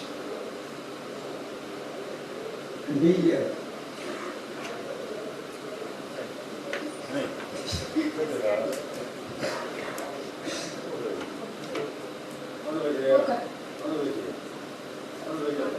Hello. Yes. Sorry. Now I feel like a fool standing there in front of all these people, but I'm coming here and talking because I think I was Tata's favorite person in this world. I was the granddaughter that always messed up, and you know that one person who's always behind you? Oh, Papa, me that best. That was Tata. So, yes, you know, every time in life, he spoke about Guru Shishya Parampara. I am also a byproduct of Guru Shishya Parampara. But my first Guru was, of course, my Tata. And you don't realize it when a person is alive, but there is something called unconditional love. You may not find it where you're looking for it, but it's there. And you know, people pass on because they're old, they are, and you can understand with that. But what you can never understand is when that love transforms from being in the physical world to going on to a greater plane. This is the first time I've spoken about my grandfather, and I've actually come for my father. But this is very difficult for me to share because I don't like sharing my feelings in public. But I thank you, and I hope I'm really not making a fool of myself in front of all these people. I thank every one of you for coming here today. And yes, just like how dance requires Guru Shishya Parampara, I'm sure sports also requires Guru Shishya Parampara, because in my very limited knowledge, that's how we passed on knowledge. And I teach children too. I have actually tied ganthas for 2 children because I realize that when I'm teaching as a teacher, there's an extent I can go to. But especially with teenagers, where I tell them, hey, I'm your guru, you have to listen to me, that happens better. And I also scare them with a lot of stories from mythology. I use it to my advantage. I'm quite manipulative like that. But the entire system of having that one person to just watch over you and allow you to fail occasionally, but still be there. That was Tata, that is Guru Shishya Parampara, and that is everything that I hope the next generation of India and Indians get if the speech, the wonderful speech that Dr. Shankar made, I hope that carries on. So, thank you so much to everyone for listening to my very unplanned and last minute speech. I need to talk. If you want, you can sit also. No. I'm sure you all will appreciate. All of us go through this in phases. The more I try to control, the more I become uncontrollable. First of all, sincere thanks to each one of you. You have contributed your time by being here. That itself is a great thing in a place like Mumbai, where anything and everything is available but time. That you have shared it for a cause, for an evening, truly grateful.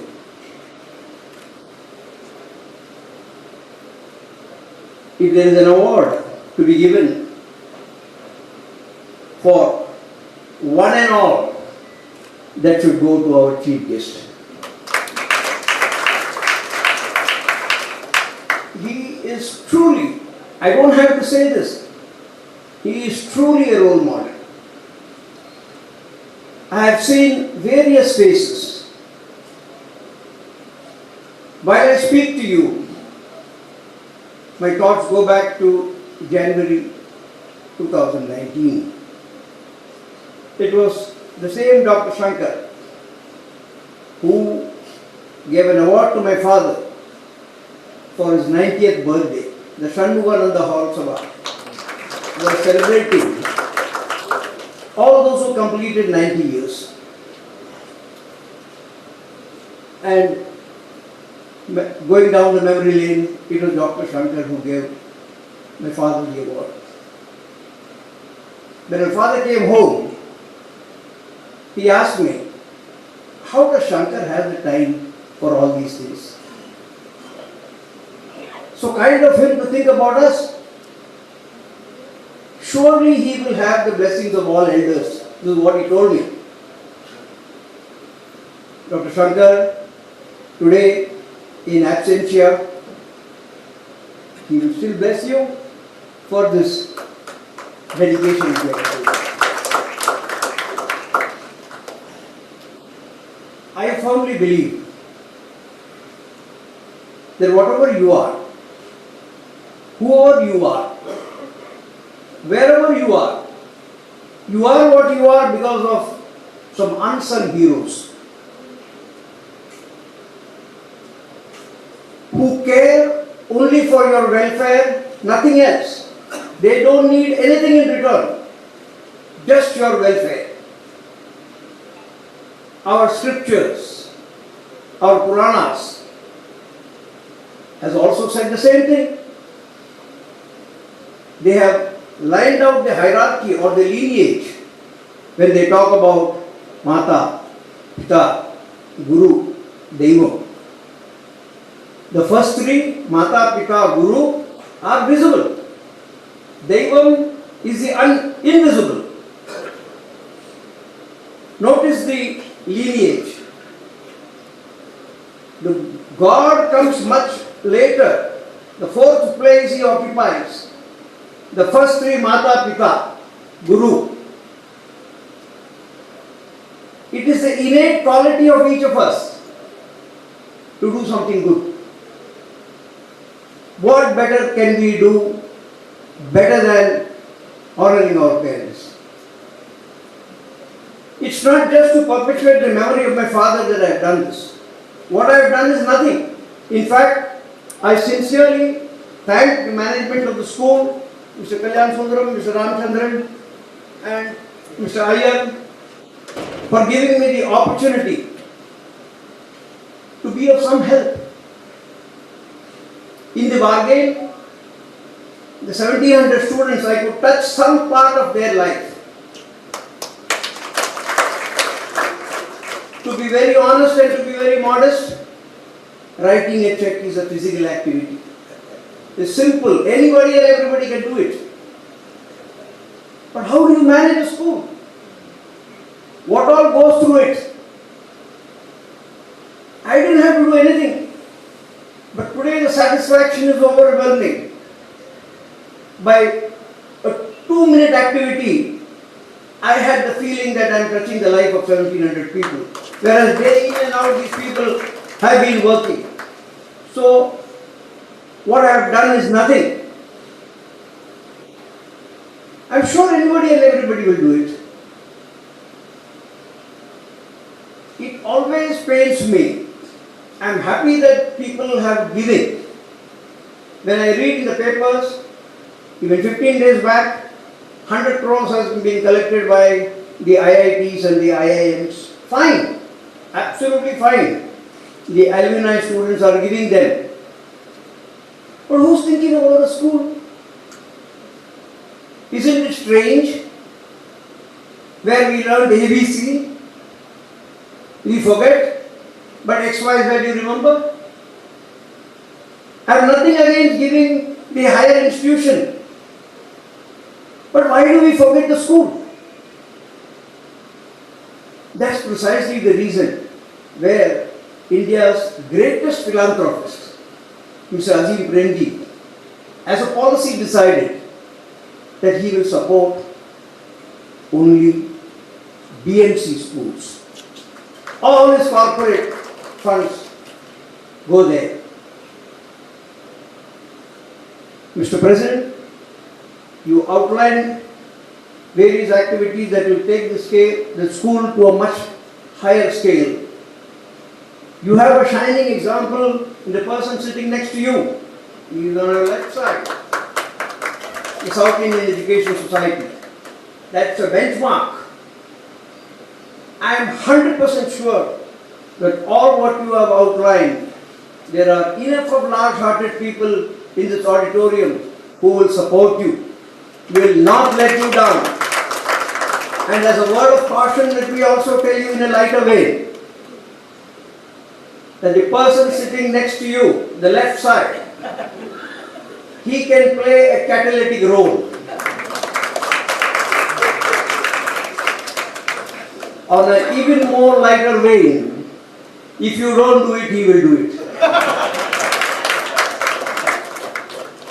I mean a friendly takeover. Have you all heard of the camel in the tent story? SIA's name is already there prominently from today on the entrance of the school. So, I am cautioning you that you must do all what you have said, and I am sure you will do it with the support of all of us. Last month was my first visit to the school. Mr. Ramchandran invited me for just a coffee. Mr. Kalyan Sundaram and Mr. Iyer were also there.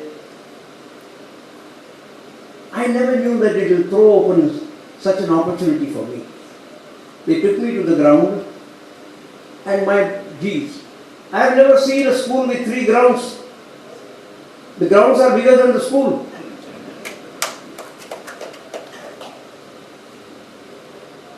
I truly feel that this is not just a modern English high school. It is a modern and model high school. with a technical person like you. I'm sure with all the whatever the AI comes or whatever it is, and Dr. Shankar has rightly said that AI can come up to a particular limit, but it is a natural intelligence that will always prevail. I wish the school, the teaching staff, and all of you the very best that life can offer. And I also take this opportunity. I can't see the musical band here. Is there? Let's call them one. Anybody?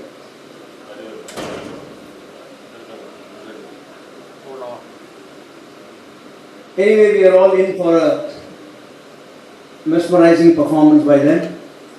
But I personally, anyway.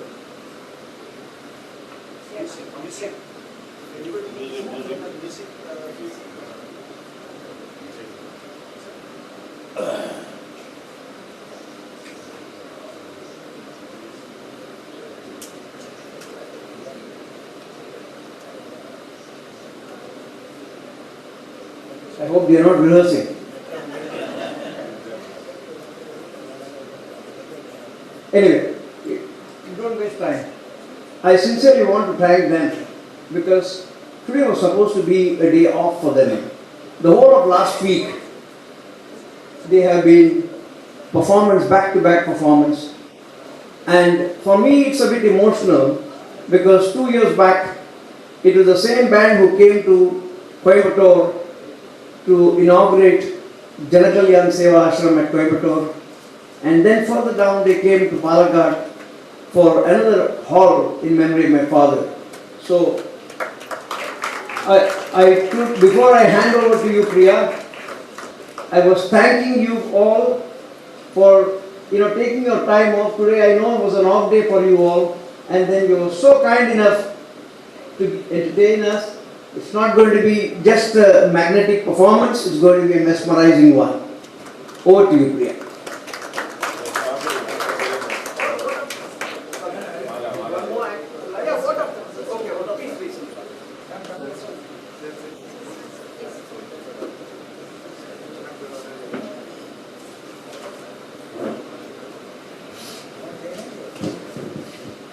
I know everyone is eager to hear from you all, and we are also awaiting the moment. Thank you, sir, for your kind address. It was very emotional, and your kind support has made this dream possible. Really a good one. A huge round of applause for sir. Now there is a small thing which I would like to say. As per the message received from Mrs. Meena Durai for the inauguration of Gleaming Football Trophy, along with the inauguration of this beautiful auditorium, we also envision to have our own MES football team soon, and with her kind blessings, I am very sure that even this moment will soon be celebrated. Now I request our dear headmistress to propose the vote of thanks.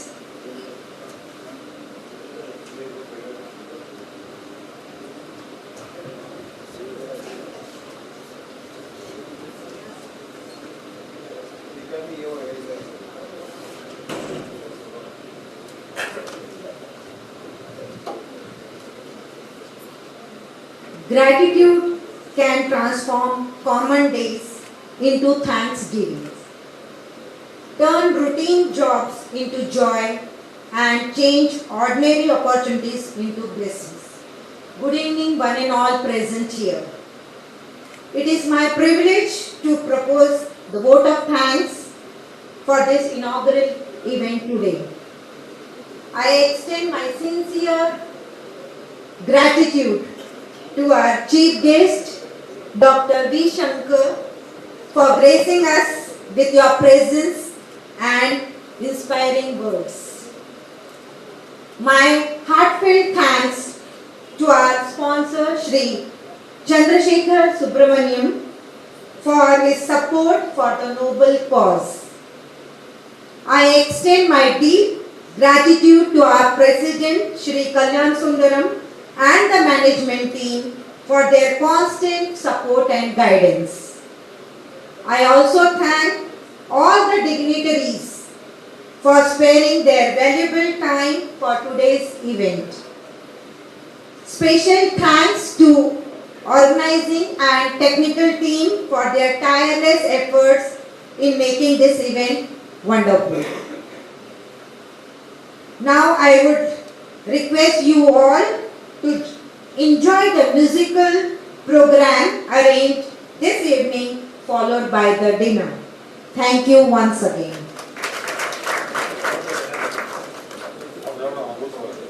Thank you, madam. And now, with a huge round of applause, let's welcome 72 by 35 Southern Street.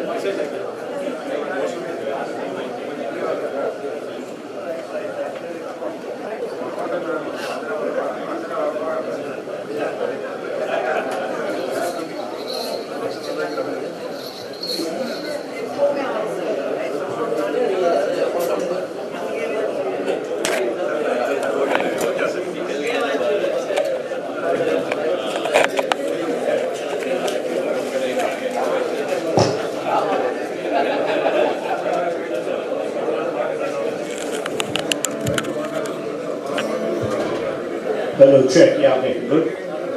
Check the mic, please. Check, check, check.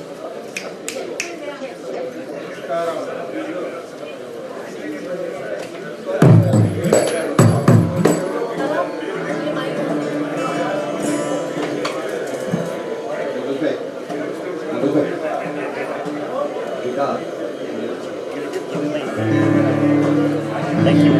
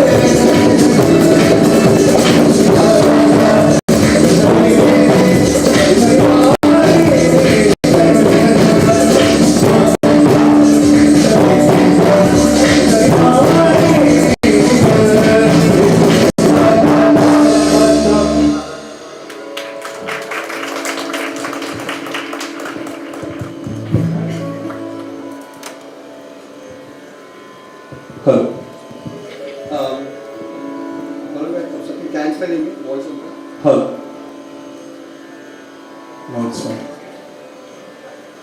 All of you can hear him? Let's say Sir.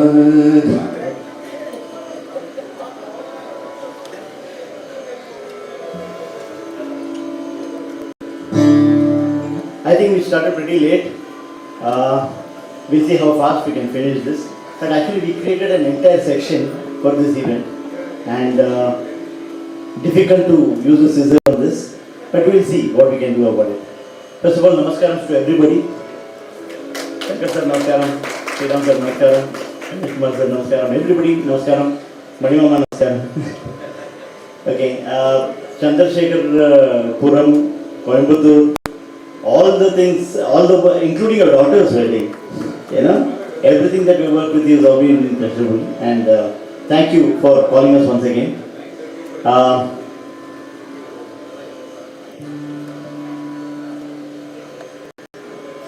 Okay, so what we are going to present today is something that we call ecstatic Carnatic.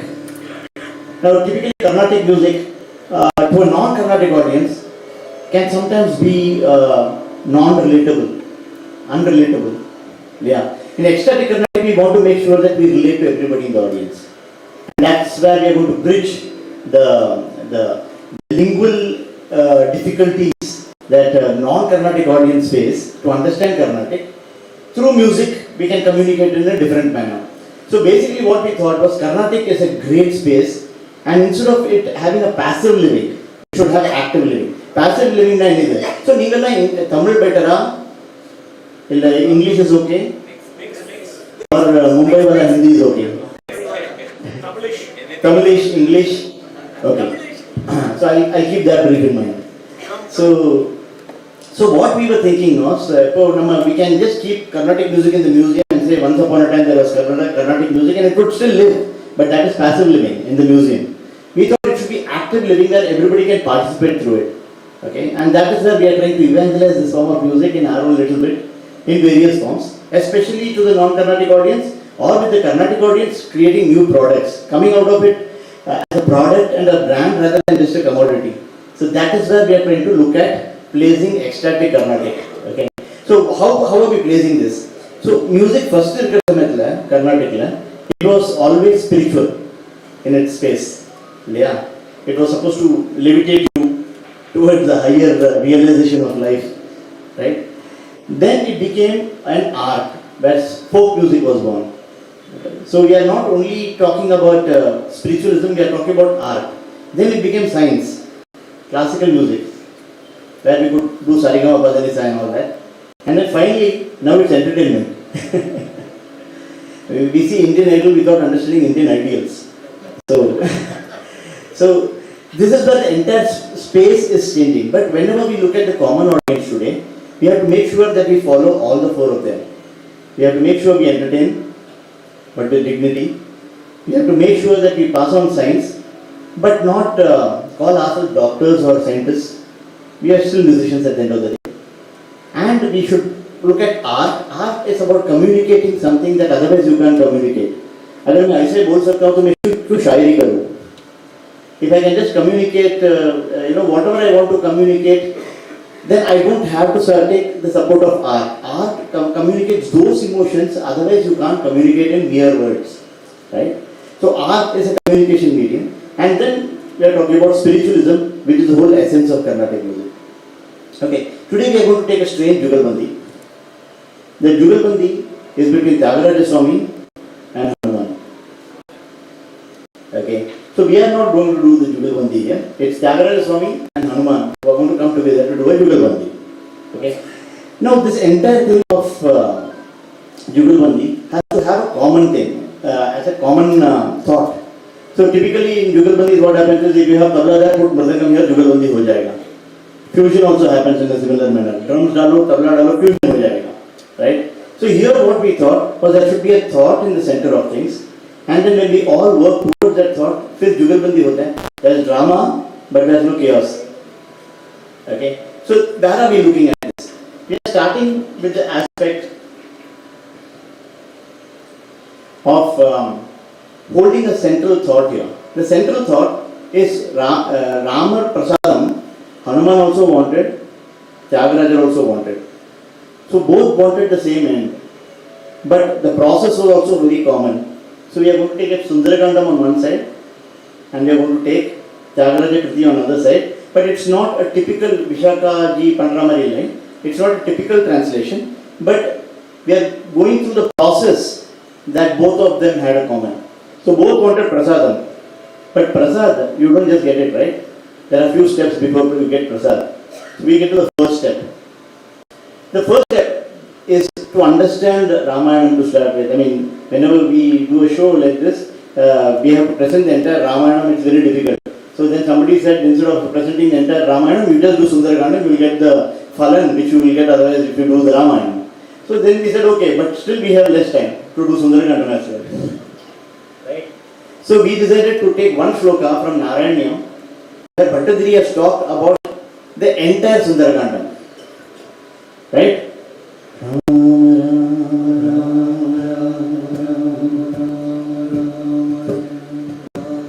Tadvartha Karnodya. Your words, when Sampati heard, Tadvartha Karnodya, Garudurjava Sampati. Sampati grew wings, listening to you. Sampati Vakya Proterna Notirantar, Nagari Janakajam. You went into the Nagari, where Janakajam was there, Janaki. So Tadvartha Karnanudda Garudurjava Sampati Vakya Proterna Notirantar Nagari Janakajam. Why? Vikshudatvam Guliyam, to give the Anguliyam. Pratyuksho Dhyanam, that Udyanam, it was Ashokavana, you destroyed that. Pratyuksho Dhyanam, Akshay is Akshay Kumar. Akshay Kshamana Chakarana hai, Soda Bandho, you came out of the bondage of Brahmastra. Soda Bandhu, Dashasyam Drishtva, you saw Dashasyam, who is Ravana. Prushtva Chalankam, Jaditisa Hanuman, Mauliratnam, Dadaute, came back and gave Chudamani to Rama. This entire thing was capsulated in one shloka by Narayana Bhattacharya, very interestingly. Okay.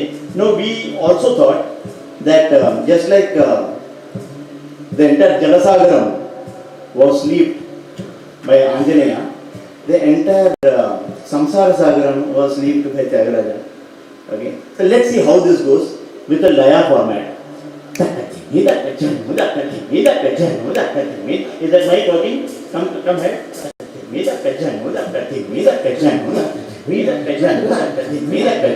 Now all the Vanaras are coming towards the banks, southern tip of India.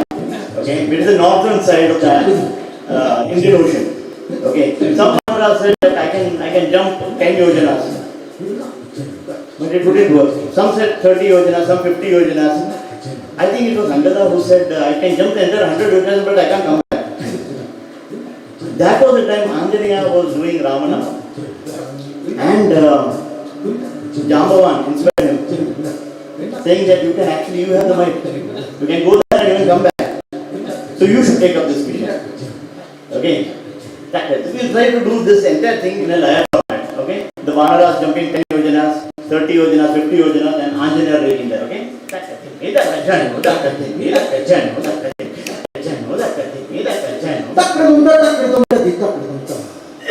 दस योजना ही कर पाया बेचारा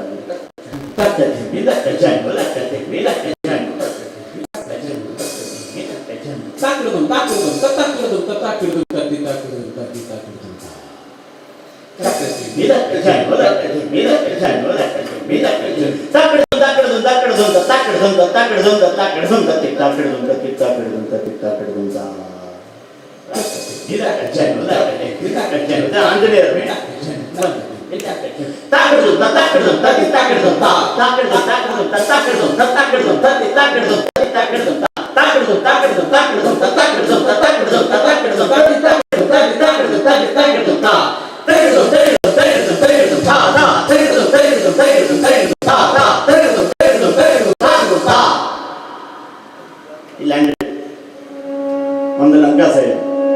Okay. Thank you. And we come to the first of the 5 P's before Prasad. The first P is Pyas. Because Pyas is very important. What is more important than learning is the eagerness to learn. So what is more than getting into a mission is the eagerness to get into the mission. Otherwise, what is the point? I mean, there's no piyas, there's nothing. It's good for a salesman, it's good for Hanuman. It's good for everybody in this world. Right? If there's no piyas, how will you get the prasad? So the first step is piyas.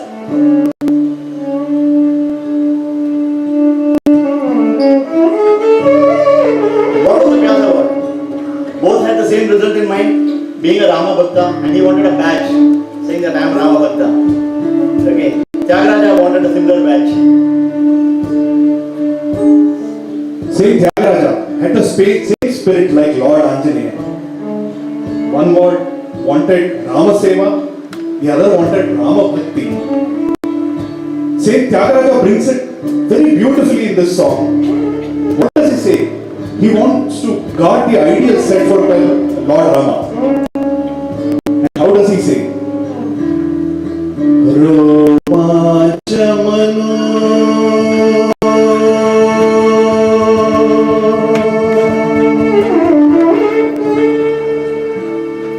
Khalakan Chukamo. What does this mean? Like a soldier, he needs an armor, he needs a shield. And that shield is what? The devotion to Lord Rama. And he wants what? As a soldier. What is the identity of a soldier? Rama Bhajunaina Putra Pillayu. So you have the armor, you have the badge, and what do you have to protect yourself? Rama Nama the sword.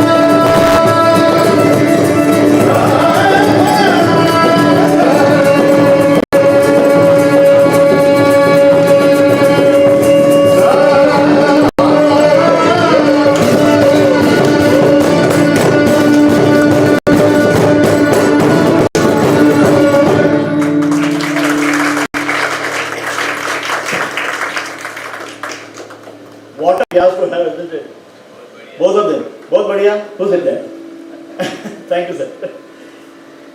Okay, as soon as he landed there, the Devas did a stuti. Yasya Tvetani Chatvari Vanarindro Yathadavaha Dhritihi Drishtihi Matihi Dakshyam Swakarmasu Nasidati.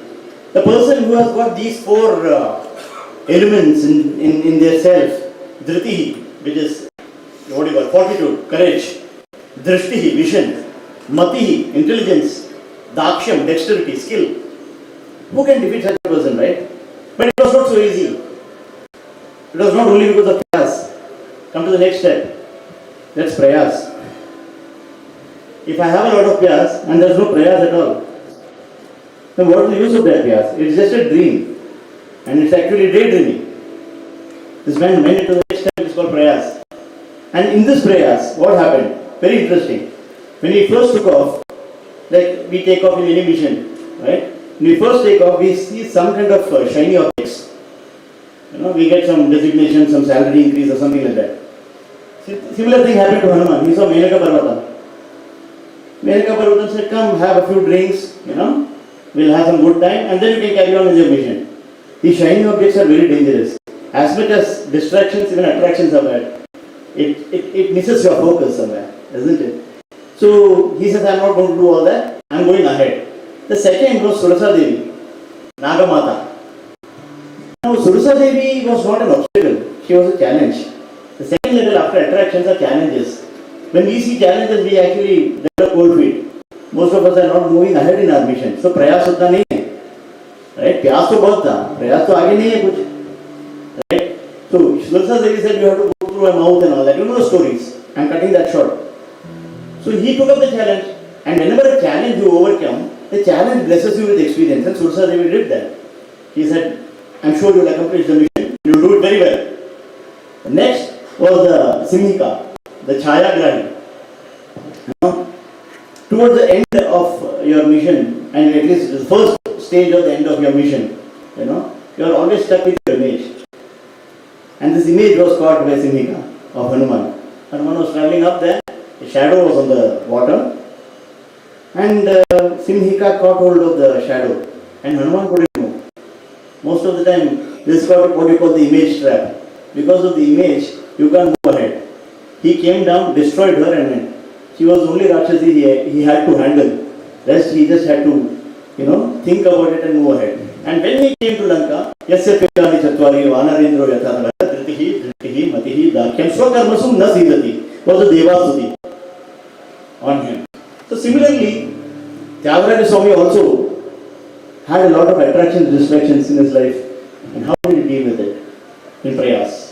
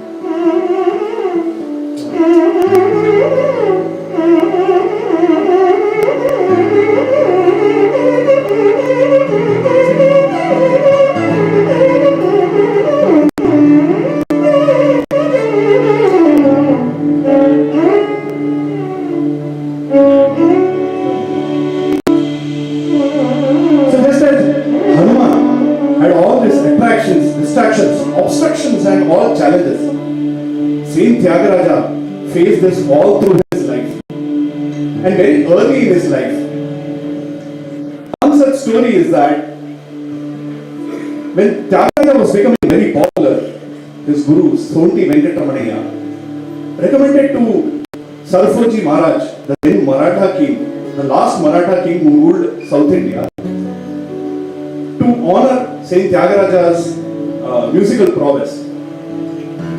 So Sarfoji Maharaj sent an entourage to Tyagaraja's house. The entourage arrived. And when the entourage arrived, Saint Tyagaraja's brother, Jalpesan, he was a bit He wanted all the wealth that Sarfaji Maharaj wanted to give Saint Tyagaraja. But Saint Tyagaraja was not committed to any desires or any attractions. And what did he sing at that point of time?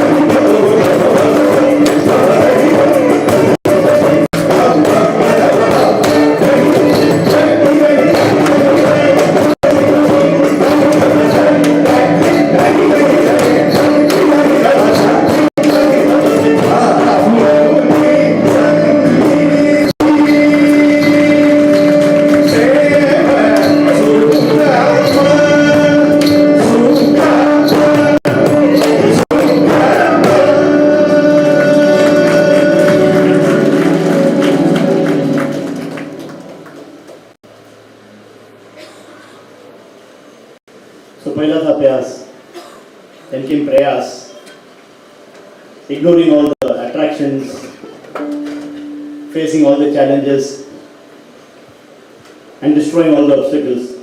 Third step after प्रयास and प्रयास is प्रार्थना. Prasad doesn't just come. So in the prarthana aspect, it's very important for us to understand where we are heading towards. And that is the area of prarthana. Okay. So whenever we get lost, we pray. And Hanuman also got lost. He came into Lanka, he checked Lankini, then he looked at the Pushpaka Vimana, and then he looked at all the jewelries and all the rooms full of diamonds and glitters and all that. Then he also came into the loud kitchens. There was a lot of noise there from delicious food. Then he got into all the bungalows of Virupaksha, Jambumali, Vijumali and all those people. And finally he reached the Ramana's palace. And there he went to the bedroom of Ravana, and next to Ravana was a Patrita sleeping. And he thought that was Sita. So Valmiki describes this in poetic andaz. Look at this. Ding dong, ding dong, da da da da da da. Askota yama sachuchum pucham. He jumped around and liked the scale. Askota yama sachuchum pucham. Ananda chikri da jagav jagama. Stamban Arohan, Kapada Bhumo, he jumped up and down on the pillar. Nidasha Yen Swam, Pragatin Kapina, he showed all the nature of monkeys. Whenever he finds something, he jump around the monkey. And then he suddenly realized it can't be Sita Devi. Direction galat tha na. जब direction galat होता है तभी प्रार्थना करना पड़ता है. With all that, suppose I want to have water here. I can drink 100 feet, but if there's no water table, what is the point of the pyas and prayas? You can find a water table, right? So the direction is always very important. So prarthana is not just a scalar quantity, it's a vector quantity, right? So he set out a prarthana. He couldn't find Sita Devi. Set out a prarthana. Namostu Ramaya Saharakshmanaya Devye Chatasya Janagatmajaya Namostu Rudrendra Yamani Devyo Namostu Chandrasekha Marudganaya.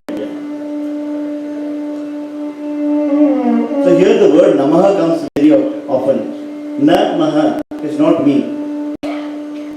So I am not the doer. Somebody else is the doer. I am only the implementer. When this humility comes through prarthana, he finds Ashokavana.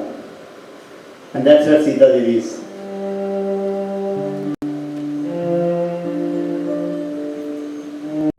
This margam that you see as direction is something that even Tyagaraja was saying.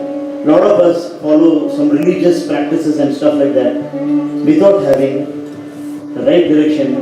It's called Bhakti Margam.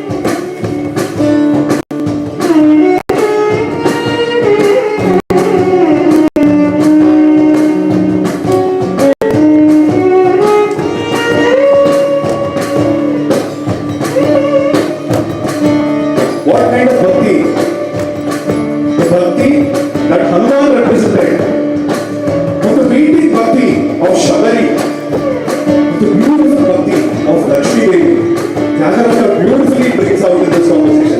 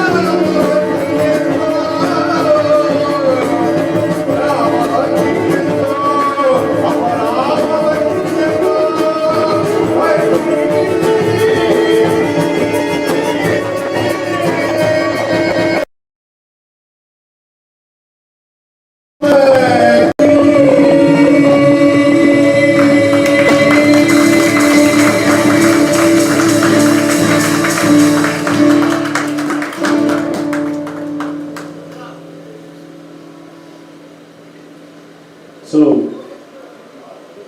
the right margam of bhakti, the right prarthana was done by Shabari, who waited for such a long time, because her guru said that, Rama will come this way. Wait, will come and bless you. And she was waiting for so many years, so many decades. That is the next P. He had Pyas, we had Prayas, we had Prarthana. Now Prasad doesn't come so fast, so we need Pratiksha.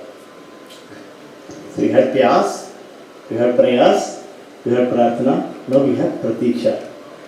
It doesn't happen so fast. But what you do during this Pratiksha period is very important. I will not go to sleep, it's not hibernation process. It's a time when you actually practice the same Pyas, the same Prayas, and you do one more thing. That is perseverance. Wherever you see, whatever you see, it's all the same divine. And interestingly, this Anjaneya saw, and he had that Pratiksha when he met Sita, and then Ravana came there, and then she said, Rama, which is that, Trinamantarta Kritva Pratyuvacha Shujishmitaha, and all that happened, and she plucked a blade of grass and put it in front of Ravana, and Ravana was so boastful, and he said, I have all the wealth in the world, and everything is for you. She put a blade of grass and said, I am Mahalakshmi, come on, you are going to show your wealth to me. Okay, so Trinamantarta Kritva Pratyuvacha Shujishmitaha, and all that happened there. And after that, he showed his Vishwarupam to Sita Devi, and then there was a chance where he had to do his own job. He was still on a mission, and there was a moment when he had already done what Rama had asked him to do, find Sita. But then he said, Alpashesham idam karyam. I have something more to do. Drishtayam asitekshana. I have already seen Sita Devi.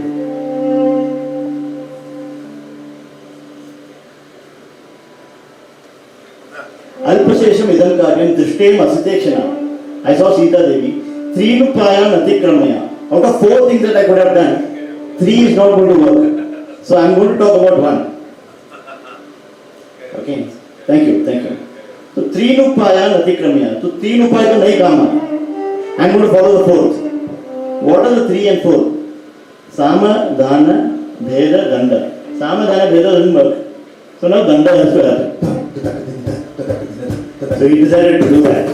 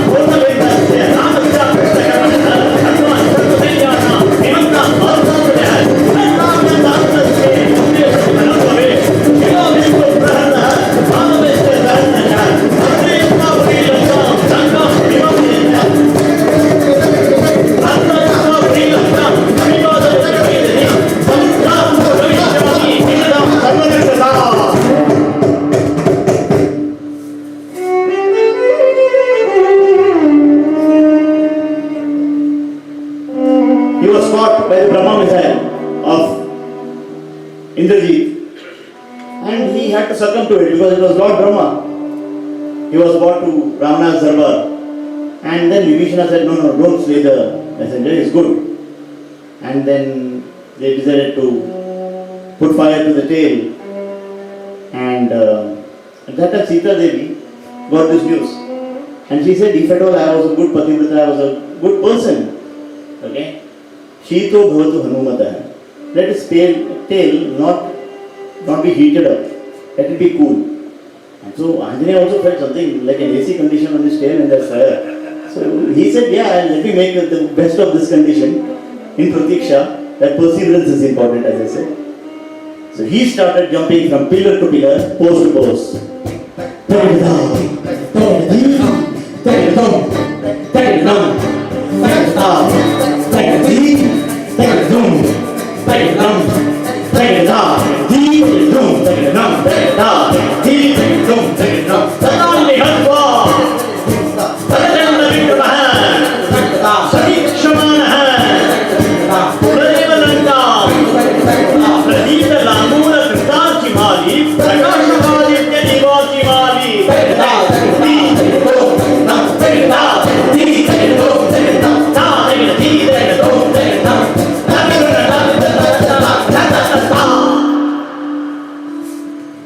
The entire Lanka was brought to ashes, and then he goes to Sita Devi again.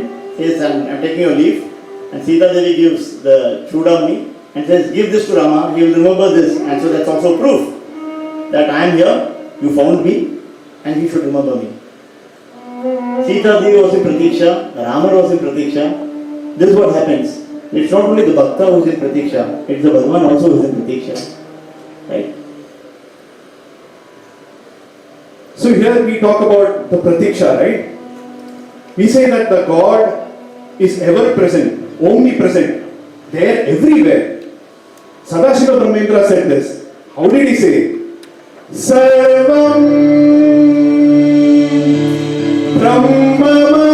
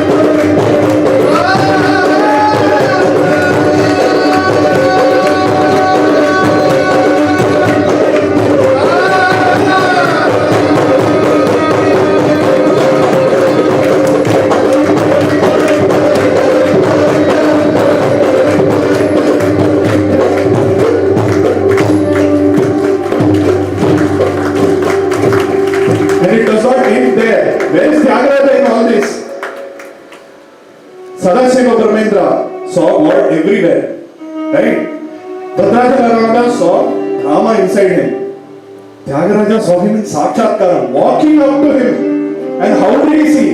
So beautifully Rama walks up to him in this beautiful song in Bindu Malini.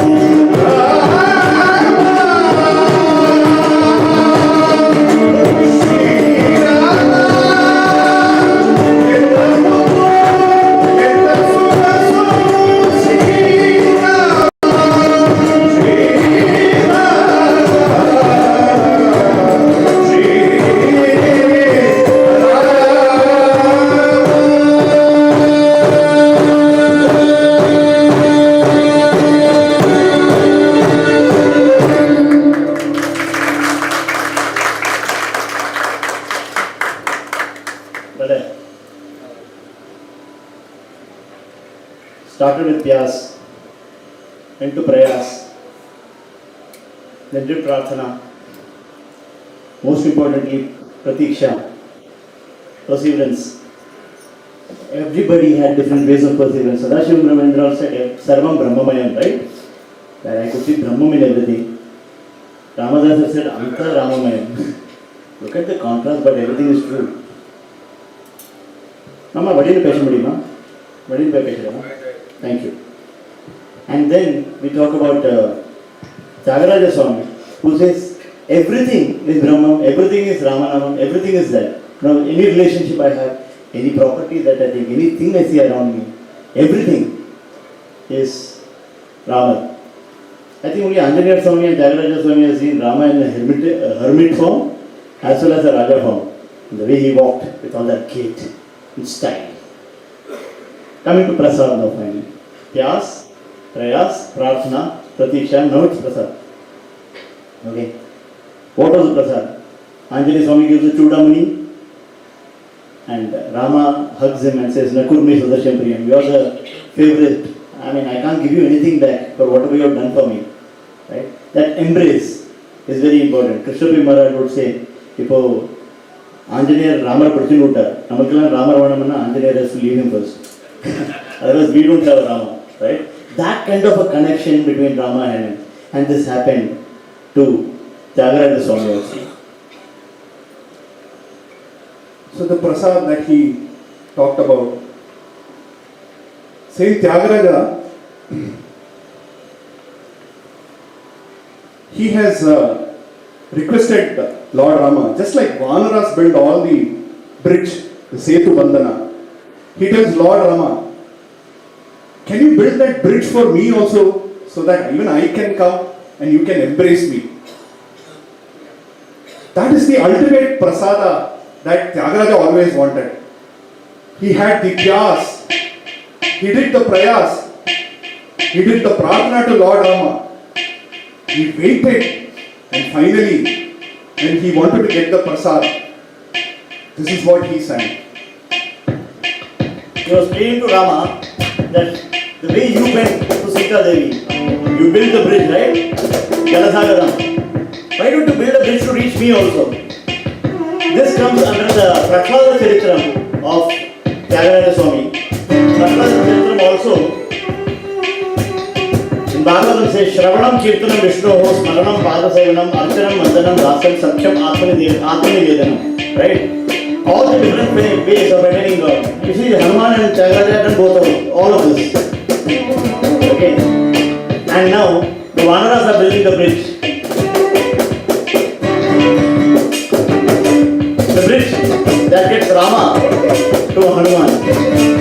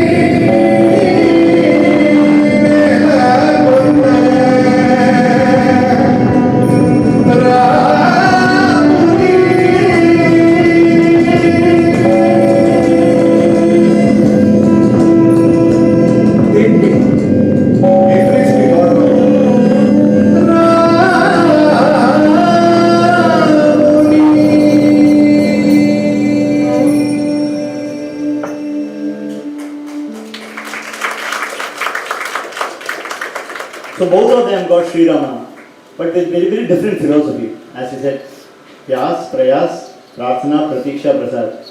The whole policy was very different. We go with a conquer mentality to this world, and we want to conquer everything around us. They went with a surrender mentality. And the power of surrender mentality is much, much, much more powerful than that of the conquer mentality. Suppose we say, we want to conquer God. Can we conquer God? No, we can't.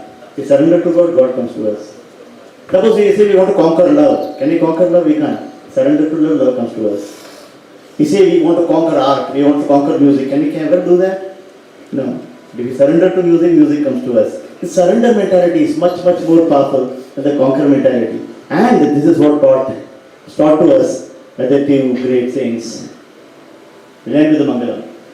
Saint Tyagaraja's Mangalam. Pavamana Sundadu Padu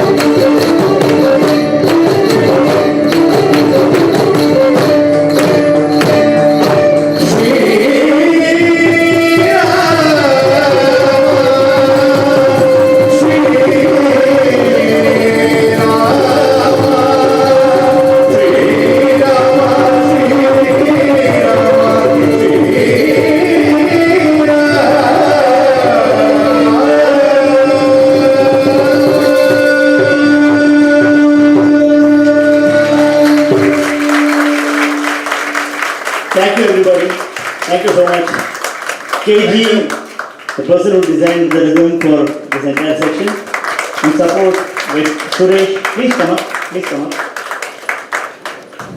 And Priya, the dancer, the one who designed the dance elements. She also helped us with the built-in tracks.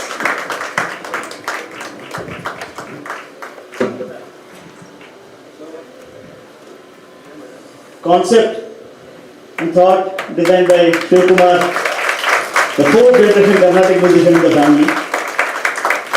The melody part designed by Ravi, along with Vishnu from the western section, the Hari. The Indo kind of section. Jai Sri Ram.